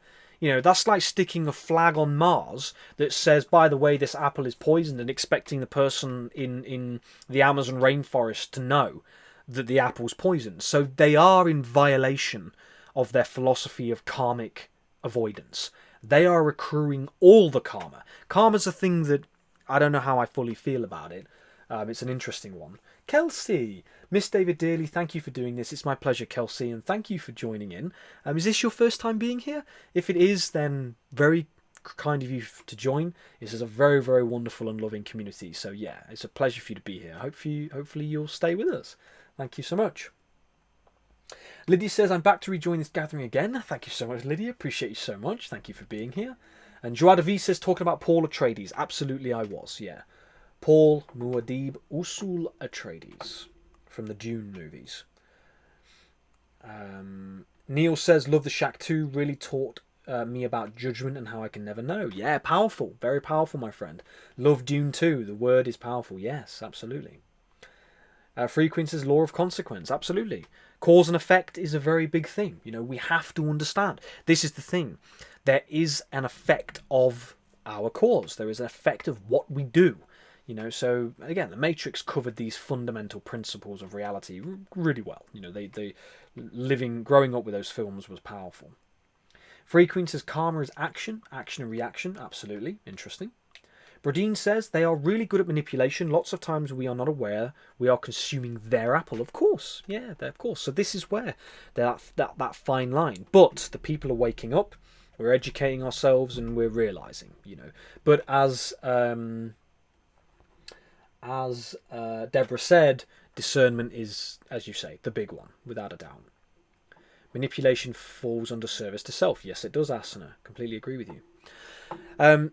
Natural law holds that there is an objective moral order built into reality itself, accessible through our reflection on nature and human nature in its uncorrupted form. Lucas helped with a little bit of the tweaking of this, so thank you, Lucas. What is good for human beings is the central question, not what has been decreed. So, we have these ideas that you've got religious concepts that commandments and philosophies and ideologies were delivered from supernatural forces, right? And because of the belief in those supernatural forces, those commandments are agreed as absolute truth. Now, here's the thing. By the way, don't get me wrong with what I'm about to say here. I'm not criticising anything right now. Bear with me as I go through this idea with you. Here's the thing that Lucas and I often talk about, the concept that we are, a lot of the time, delivered, 90%. I wish I had that button thing. We are delivered 90%, and then we're given 10% of distortion. We're given 10% of lies. So somebody will give you all this wonderful stuff and then it'll be like, here's 10% of lies. So you need something that is incorruptible. You need something that you can see for yourself, so that I don't need to tell you that, I'm telling you this is the truth, right? I'm telling you this is the truth. No, I'm not telling you anything because I can't. By the very nature of exploring truth, it must be discoverable in the mechanism of support in our world which demonstrates the principles of unconditional love. Is it arguable? Yeah, absolutely. James, but the lion eats the gazelle. Is that unconditional love? It's unconditional love to humans because the gazelle tends to the land. But if you have too many gazelles, you ain't got no ecosystem. So the lion lovingly tends to the gazelles. Sorry, gazelles.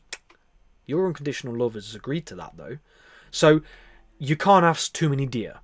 Yeah, this is why that awful thing with the horses, I agree with you. The awful thing with the culling of deer, I agree with you. But the reason why they cull deer, I don't agree with it. For a start, I don't agree with it. We should have lynx, right? We should have lynx. We should have mountain lions in here in the UK. I don't agree. Kelsey, thank you. Yeah, first time just to cover this from a Facebook post. A pleasure, Kelsey. Well, thank you so much. I'm trying to. I do get to the comments quite a lot, so yeah, it's a pleasure to have you here. You know, we try to go through a lot of the information too, do our meditations. So our next meditation is in about now. It's about now. So we're going to do our meditation very, very shortly. And yeah, so we go live for 3 hours, 33 minutes. So again, thank you for spending your time with us. Very kind of you. Again, the point being is that nature, unconditional. It is a mechanism that is so perfectly designed that if it is done impeccably, you can sit back and relax. You know, you get hungry, you've got 12 different berry bushes, 16 different fruit trees, you've got herbs, roots, shoots, leaves, nuts, you've got all sorts of stuff that you can, vegetables, that you can subsist on. You want to have chickens for eggs, you want to have chickens for the meat, fair enough. We are more inclined on the vegetarian side of things, but there's no disrespect, it's absolutely fine. This is a human experience, nature is unconditional. As much as many people have turned it into a giant corporate machine, that ain't so good. You know, nature is taking a real beating. But, you know, again, it's that nature can seem savage, but nature is just this experiential, unconditionally loving support system for us. Does that mean that we are above it? No, we are a part of it. We are the ecosystem itself. But it's here for us. Love. It's pure love. It's pure, pure love. Absolute pure love. Complete sacrifice. Nature will give and give and give and give and give and give and give and give and give. And even if it isn't given in return, it will continue to give. If it is given in return, you just get the best out of it, but it will continue to give. So, when we look at nature, we can sit there and be like, right, okay. So nature, I think we can start to agree it's incorruptible, right? It is incorruptible. There is nothing in nature that will deceive you, right? Let's meditate on that. I'm going to make that statement. Let's meditate on that for next week. There is nothing in nature that will deceive you. Okay? It is all here to support our experience. So, quickly going back before we meditate, natural law holds that there is an objective moral order built into reality itself, accessible through our reflection on nature and human nature in its uncorrupted form. What is good for human beings is a central question, not what has been decreed. Thank you, Lucas, for your subtle edits in there. One of the things, uncorrupted form, was definitely one of his inputs. Loved that. So yes, natural law, Light of Albion, Great Global Garden, natural law is one of those things that we must bring into it. Sovereignty and natural law. Right, guys. So, Kelsey, if you're still here, we're about to go into our meditation. Absolutely amazing to have you with us. So we're going to slow the pace down. I'm going to whisper, so I'm going to get right close to the mic so you can hear. I'm joking. Turn your phones up, because I'm going to whisper now. We've got to make this a lot more soft, a lot more relaxed.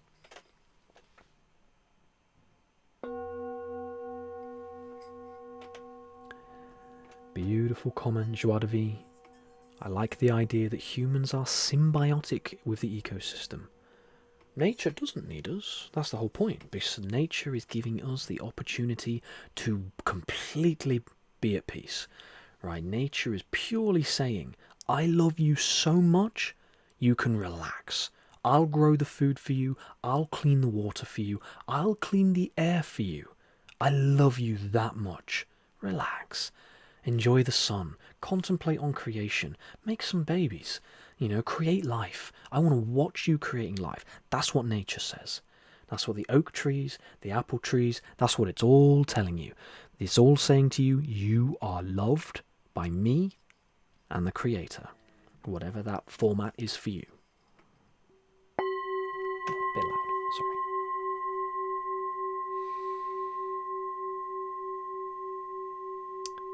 whoever's talking about the Garden of Eden, I'm right there with you. We can have a chat next week. We can go back there.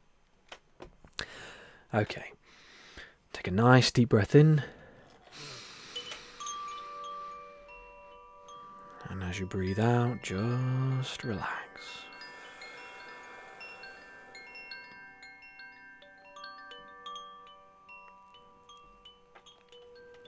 So now we have our next poem from our lovely Sue Skidmore.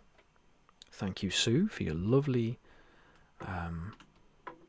offering. Just going to get that forwards.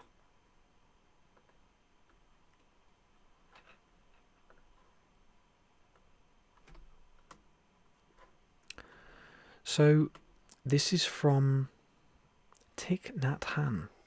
Thich Nhat Hanh. I may have pronounced that wrong, but we're going to have a little poem, guys, so get nice and relaxed. Remember, the meditation effect will affect the entire world and everybody on it. This is your offering to all the world and its people. This is from Sue Skidmore, The Great Bell Chant, a prayer for the end of suffering. May the sound of this bell penetrate deep into the cosmos. Even in the darkest spots, living beings are able to hear it clearly, so that all suffering in them cease. Understanding comes to their heart, and they transcend the path of sorrow and death. The universal Dharma door is already open. The sound of the rising tide is heard clearly. The miracle happens. A beautiful child appears in the heart of a lotus flower. One single drop of this compassionate water is enough to bring back the refreshing spring to our mountains and rivers.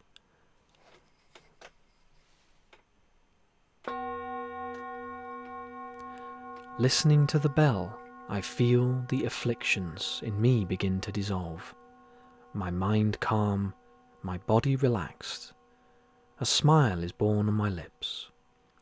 Following the sound of the bell, my breath brings me back to the safe island of mindfulness. In the garden of my heart, the flowers of peace bloom beautifully. Be transported to a place of serenity and hope with this exquisite prayer. Danaho Wio, Namaste and Amen. We shall keep on with our meditation, but that was lovely. Thank you, Sue. A prayer, not a poem, sorry.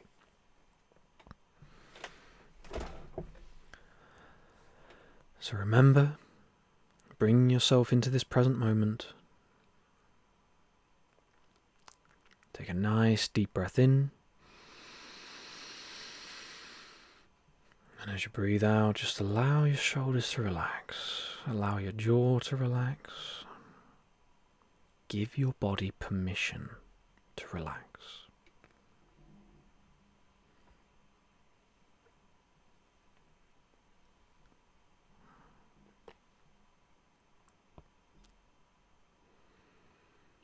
As we did do last week, I'd like to invite you to place your attention in the center of your heart.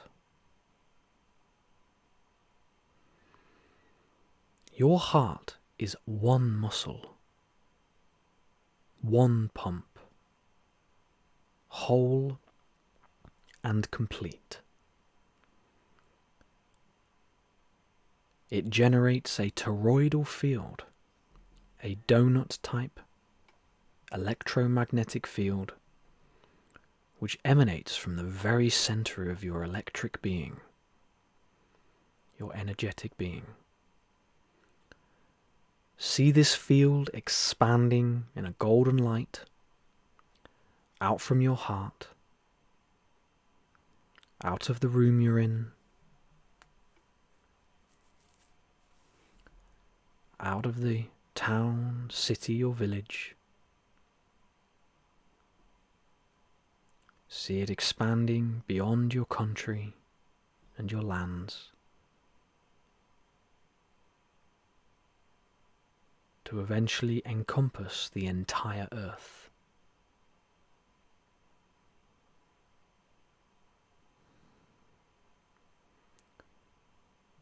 Know that your energy is infinitely protected.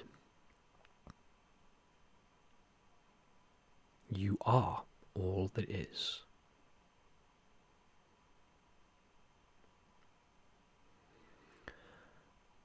Know that you are not alone. We are here with you right now. Life is a challenge. It is not easy. There are many things to deal with, many things to approach. And so I'd like to invite you to come back to this inner present moment. This is yours. It cannot be taken from you. It is who and what you are. It is peacefulness. It is presence. It is fortitude. It is temperance. It is kindness. It is humility. And it is authenticity. Your heart, who you are as a person, is yours. That's your gift to yourself in this lifetime. Know who you are. Know your intention. Know your path. Know that you are loved and supported. Know that you are here for a reason. Know that of the billions of events, trillions of events that are happening right now, this particular event that you're doing right here and right now is very beautiful. Meditating for world peace, meditating for personal peace. You're a part of that world. Meditating for joy on earth, love on earth. The great awakening, the fulfilling of the great task, the restoration of the great global garden. Isn't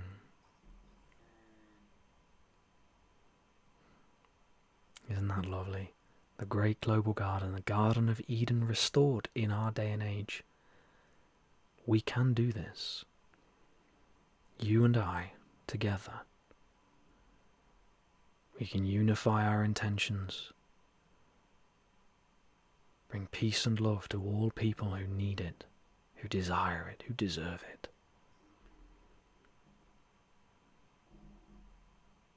Know yourself. You are the creator, fractalized, undiluted, perfect, right here and now, in your identity and who you are.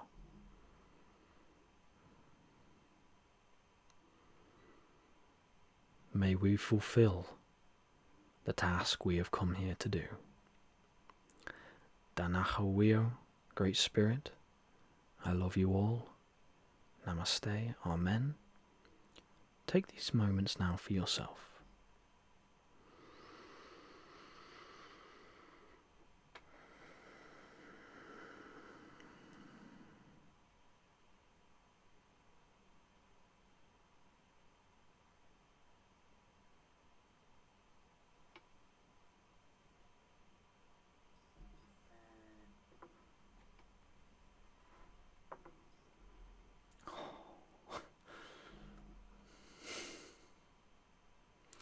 Alright guys, bring yourself back nice and in your own time, no rush.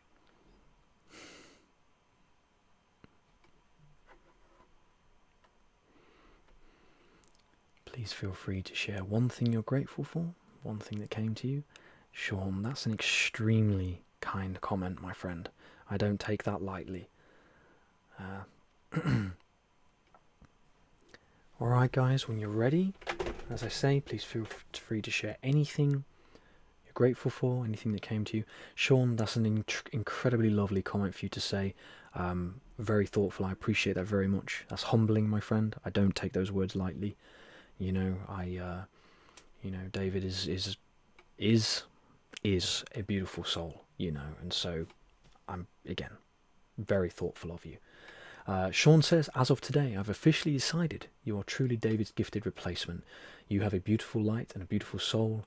In New York, extremely smart and knowledgeable. Thank you so much. It's very kind of you, my friend. As are you. As are you. You know, that's very, very kind of you. And by the way, I also do, I do speech to text a lot. So if anybody gets any slightly, messy messages from me, it's normally really good, but sometimes it's not. So yeah, I'm right there with you, Sean. I do the same thing. Sean says they've got to help in a freaking closet. Can you even fit a fan in there?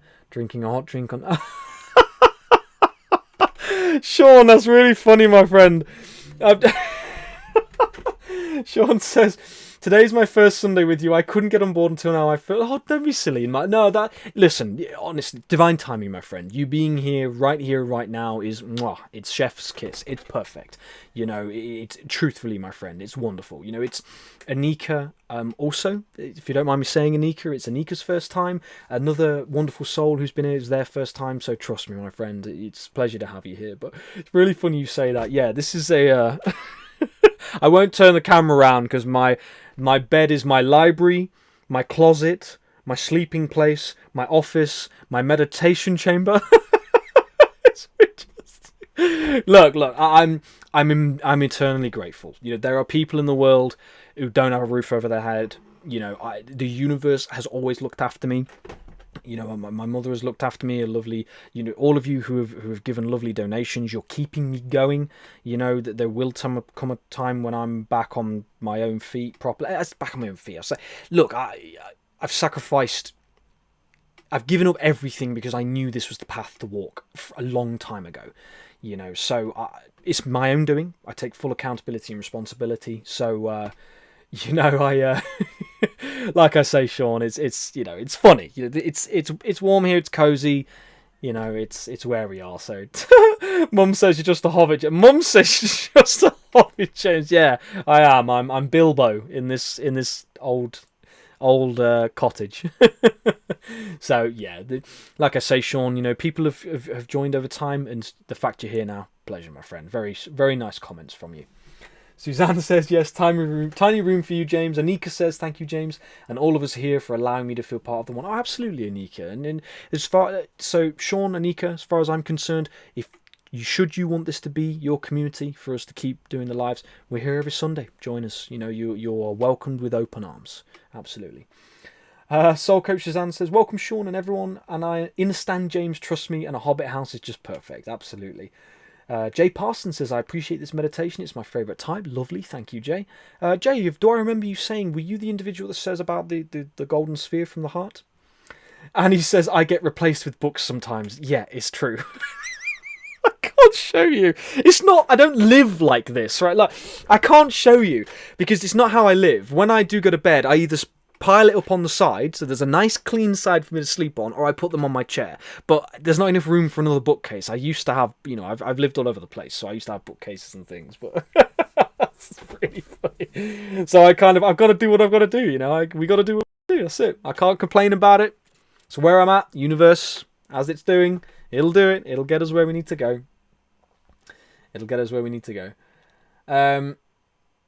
Suzanne says, I love Sunday, it's Monday for me. Oh yeah, interesting. Yeah, that's very interesting. Jay Parsons says, yes, that's correct about the golden sphere from the heart. Yeah, amazing, my friend. I didn't forget about that. That's why I kind of have enjoyed keeping it going. You know, I appreciate you sharing that. Where time are we on? 3:12. Oh, James, silly sausage. You got to keep it going. Hold on, guys. I love chatting with you guys. I don't mind it. This is part 1 of part 2. So I haven't put this in the title, guys, but this is part 1 of part 2. So I do want to go into this deeper with you. So I'm not going to rush. Oh, Lydia, bless you so much.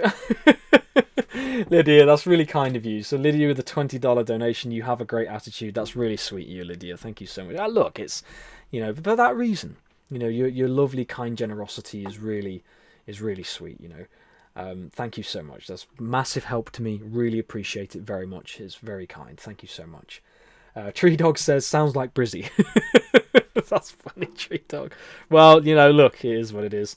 You know, you kind of got to have your gaming guides on one side, your controller neatly put on another, your headset over on the side. Well, you know, you got to do it. All right, guys.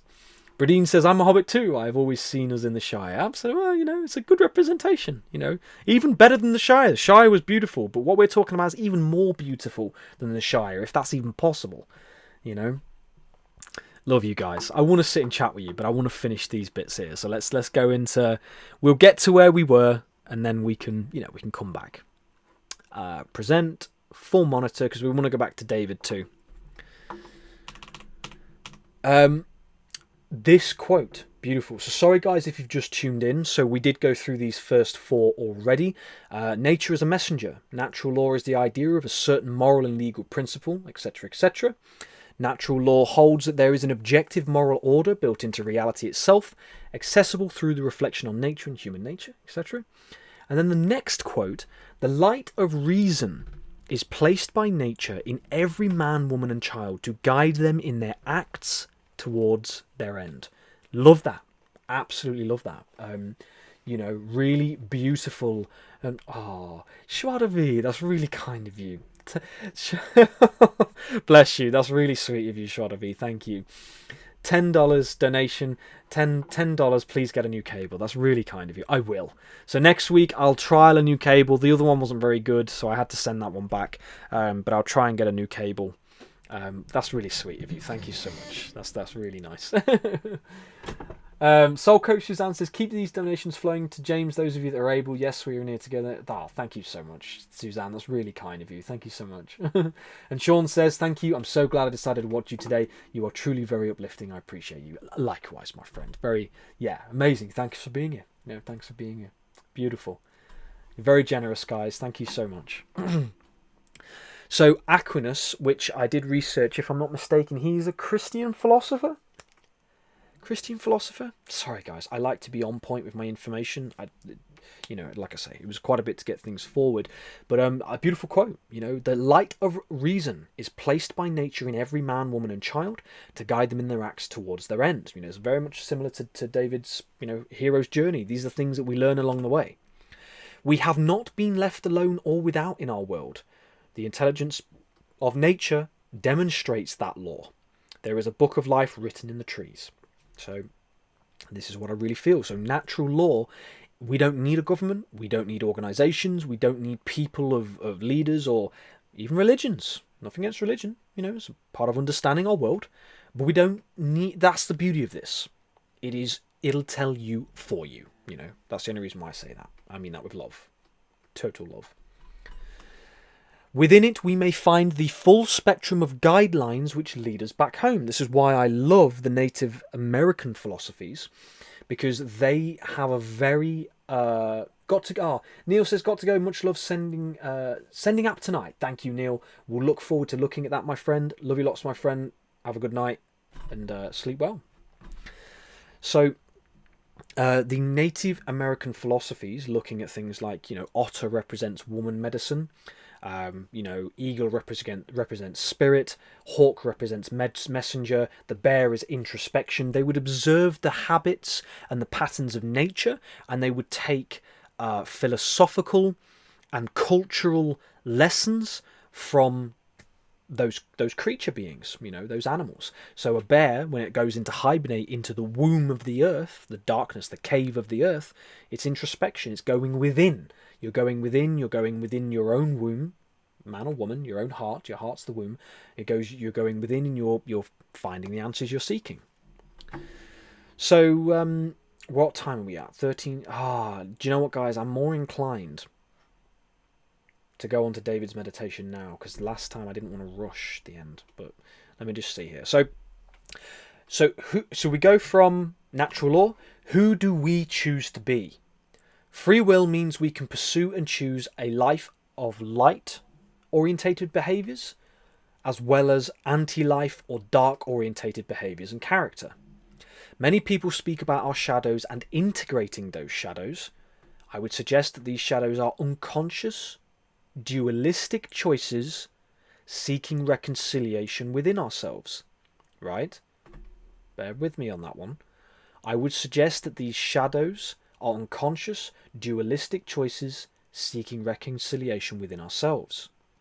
Or to try to put it clearly, who am I? Who do I want to be? This leads us back to the free will slide. It leads us to the story of the twins. I ask you, have you heard of it? That story presents many philosophical ideas as well. And then here we have here, as we proceed throughout life, we receive more and more information, stimulus and experiences which provide us with the opportunity to make the best choices in life. Equally, we can choose to ignore these stimuli, or breadcrumbs, and disregard the increasing discomfort such choices and decisions bring into our lives. So it's all about understanding the hero's journey, our journey back to love and compassion and oneness. We've gone on this path and we've experienced what we have. It's a big statement, a colossal statement, because it's giving us a choice. And a lot of us now, we choose the Great Global Garden. We choose freedom, we choose sovereignty, we choose self-autonomy, we choose healthy food, clean air, clear water, happy, free children. We do not choose digital totalitarianism. We do not choose fear. We do not choose aggression. We do not choose violence. We do not choose hatred. We choose love, understanding, compassion, progressive movement that isn't progress in the way that modern society thinks. It is progress in a way of expanding our own abilities and presence so that we can then go out into the world and explore on a different level. You know, Yakish, if you're still here, I believe it was you, my friend. You'd mentioned about the I am. Yakish, was that you? Sorry if it wasn't. It looks like the I am's going to come to next week. So this is a part 1 of 2. I want to go to David's meditation now because I want to chat with you guys just before the end. But we're going to get onto the I am. So I'll quickly show you. Oopsie, sorry. Escape. So we also have today, you're probably not going to be able to see that very well, I can't make it bigger, but we've gone, you're a natural person, we've gone over to over here, who do we choose to be? So we do have quite a bit of other stuff, but we're not going to get through that today. Sorry guys, it comes up to here. We're looking at the I am in different cultures, like Buddhism, Buddhism, Judaism, Zoroastrianism, Taoism. So we'll have a look at those, but we'll have to do that.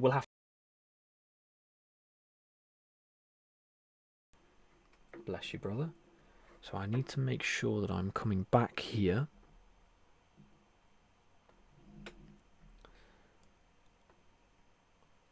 Alright then, guys. So if you're ready, take a nice deep breath in.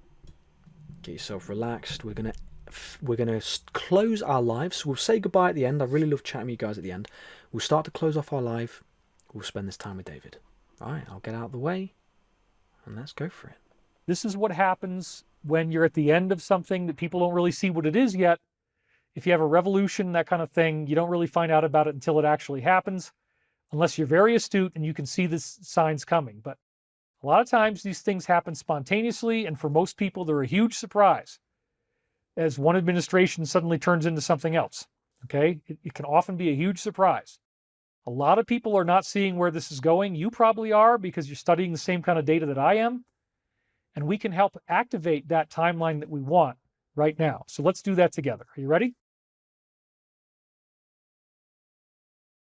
So I'd like you to begin by placing both feet flat on the floor. And just let yourself breathe deeply, becoming more and more relaxed. Relaxation moving through your body, through every cell of your body, filling with beautiful light. The colors, the sounds of consciousness entering into your mind, the fulfillment of the promise, the fullness of the actualization of what it is that you've always wanted to be in the world that you have always wanted to live in. Now, everything is changing. We can invoke the virginal mind, step away from the staggering contradictions of what we are seeing now,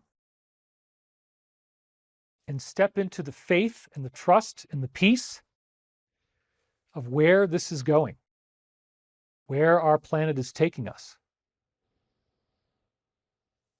By decree of Archangel Michael, we are free now. This is his demand for the entirety of planet Earth. And he stopped the winds to underline the lesson. Do not be afraid of what you are seeing take place in the world today. It is not the end. It is merely the last vestiges of a dying world order that secured control through deception, theft, murder, lies, and betrayal. We no longer need this type of experience on Earth to mirror our collective karma back to ourselves. By decree of Archangel Michael, we are free now, and we are moving back into the purity that we once were, the purity that can redefine our existence as we learn to take our lessons and accept that the universe is love. It is a loving consciousness, and we are here to learn to love one another. And these epic villains are only there to trigger the Great Awakening. For where we go one, we go all. And so it is. And now I'd like you to breathe your way back into the room, wiggle your fingers, wiggle your toes. Come on back with me now. Thank you for participating in this meditation. Thank you for being here with me in this show. Sorry that I cried, but didn't seem like you guys were that upset about it. This is a very exciting week. I do want to pop in more. I'm going to be very much focused on getting that Archangel Michael book out to you and getting the Ascension Philosophy course outlined, written up, and launched. Maybe we can start the course really soon, maybe in a week or two.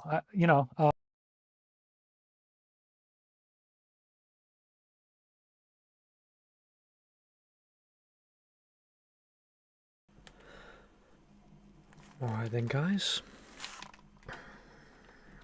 That was our 5th Global Peace Meditation with David. So, if you haven't already, bring yourself back. And again, you can choose to share one thing that you're grateful for if you wish, one thing that came to you. And I just want to thank every single one of you. You know, we are almost at the 3 hours and 33 minutes. You guys are truly, truly amazing. You know, we've been able to, this is our 8th live stream. Next week we will be on our 9th. So this coming Sunday will be our 9th Global Peace Meditation, and it will be part 2. So we will look at sovereignty and natural law part 2 and what that has to do. Oh, Teresa, hello Teresa. Have you I'm not sure if I've seen your name yet. Lee as well. I just want to say thank you to both of you for being here, Teresa. And thank you very much yourself. And Lee, I miss David. Listening to his podcast was one of the best parts of my Sunday routine. We agree with you completely, Lee. You know, that's why it's been really, really humbling to come together and continue it. You know, we're keeping it going, guys. You know, you did a lot of beautiful things, and so, you know, Lee, if you want to come back next Sunday, Beverly, Teresa, it's wow. Is that Singoth69? I haven't seen your name either. Thank you so much for tuning in. It's an absolute pleasure. Dina, I'd like to know, when did David did this meditation? All of a sudden I've got some new people. So look, let me just say thank you from my bottom of my heart. It's a very lovely community here. Very, very loving people. We'll be here live the exact same time that David was next Sunday. You know, we've been going live at 11 a.m. Pacific time. 2 p.m. Eastern Time, 7 p.m. British Standard Time, the whole time. So, yeah, we're getting close to the end now. Please do stick around. I love chatting with you guys at the end. Anika, this has been lovely. Thank you, James and David. Blessings all to all around the world. Thank you, Anika. It's been absolutely lovely. Joada V, thank you, James, and all my beautiful family here. I'm grateful for all of you. Grateful to you too. Dina says, I'd like to know when David did this meditation. Absolutely. So let me just come back over to the full monitor. So here we are. This one was 4 years ago. So if you go on David's YouTube and you come down, if I'm not mistaken, it was one of the higher ones. Where's it gone? If you come onto his YouTube, it's type in and what's happening this title. Is that so we've got it here. This title, David Wilcock Live, Archangel Michael Valiant Thor the Part soul's 2. journey is the hero's you'll journey. be able to see that there. So that's I hope that helps, Dina. Kimmy, thank you, James and David in the light. Thank you, Kimmy. It's an absolute pleasure. Frequency says, look at that goodbye party committee. Absolutely. Deborah, I believe it was sometime in 2022, 2023. You're right. It was 4 years ago. You're spot on. Good, great memory. Yakish says, love to all. Yelena, thank you, James. It's my pleasure, Yelena. Thank you for being here as always. Beverly says, thank you, James. You've been a blessing. It's very kind of you, Beverly. Very, very lovely words. So have you. Thank you so much. It's been a pleasure to be with you. Next week, again, we will be live exact same time. We'll be doing part 2 of our sovereignty and natural law. This week we went into nature and ecosystems that were giving legal personhood. And everything we are talking about is directly connected. There's my alarm. Everything we're talking about is directly connected to the pathway to peace on Earth. The restoration of the Great Global Garden, the restoration of our sovereignty and freedom, the restoration of our ecosystems, our soil, the quality of food, our quality of air, the quality of water, and a future for our children. We're not just talking about it, we're proactively going through it. We've had 5.5 million views over the past 7 weeks. It's happening. People are starting to listen. They're starting to come together. The effect that we're doing through our meditations will be having a literal, visceral effect on the world.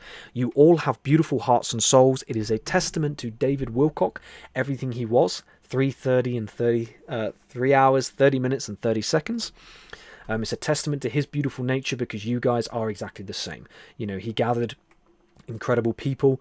He opened the door to incredible people, and that's you guys. So I just want to thank you all for being here. Tree Dog says, awesome. That one was from just about when we started watching David. What an amazing man. Great one. Soul Coach Suzanne, I just want to make sure I didn't miss anybody else up the top here. Oh, and Bonnie with the $5 donation and the really cute cat. Thank you so much, Bonnie. That's really sweet of you. Thank you for supporting me. Very, very kind. Really is. And Karen, James, that was amazing. Thank you. It's my pleasure. Again, Karen, thank you for your generosity posting it in your group. You know, it's very, very kind of you. So everybody, don't forget, Karen has the David Wilcock Wisdom Teachings Facebook group. Amazing. 8,000 members. She's done a lovely job gathering people in there, so please feel free to go over and join that. Don't forget, that should be the Great Global Garden. So our Facebook group is the Great Global Garden. We're on Telegram as James Malins, Discord as James Malins. Please come and join us. We're building our community. We're building what we're doing. We are creating a voice in this world which will echo throughout the world, you know. And Anika, and the comeback of the hobbits. Absolutely. So again, Bonnie, that's a very, very generous donation. Thank you for doing that. Really kind of you. Really, really lovely. Tree Dog says, thanks, James. See you next week, everyone. Absolutely. Don't forget, we're live exactly the same time next Sunday. This will be part 2. You know, if you have any poems, please share them. Any poems, anything you'd like to share, would be amazing. Karen says, David's soul lives on forever. It absolutely does. Cynthia Goth, thank you, David. Absolutely. Thank you, James. That's very kind of you. Is it Cynthia? Sorry. Sin Goth. Thank you so much. Very, very kind of you. Thank you for being here and for your lovely words. Right, guys, we're about a minute in. We like to finish on 3 hours, 33 minutes, and we try to hit 33 seconds. It ain't so easy, though. But like I say, you have all been really, really, it's profound sharing this time together. It's a long time. 3 hours and 33 minutes is a long time. The fact you're willing to be here, do these meditations, you know, it's a global effect. It's a genuine, authentic global effect. It's amazing. Rick, Linda, love you all. Rick says, thank you, James, for everything you do, and thank you for bringing us together. It's been nice chatting with you guys. Likewise with you. Sin says, I love you all. Love you too. Mum says, love to everybody. Raina, joie de vie. See you next time, family. Absolutely. We're getting close now, guys. I send my love to you. See you next Sunday. Take care, guys. Love you all. See you in the next one.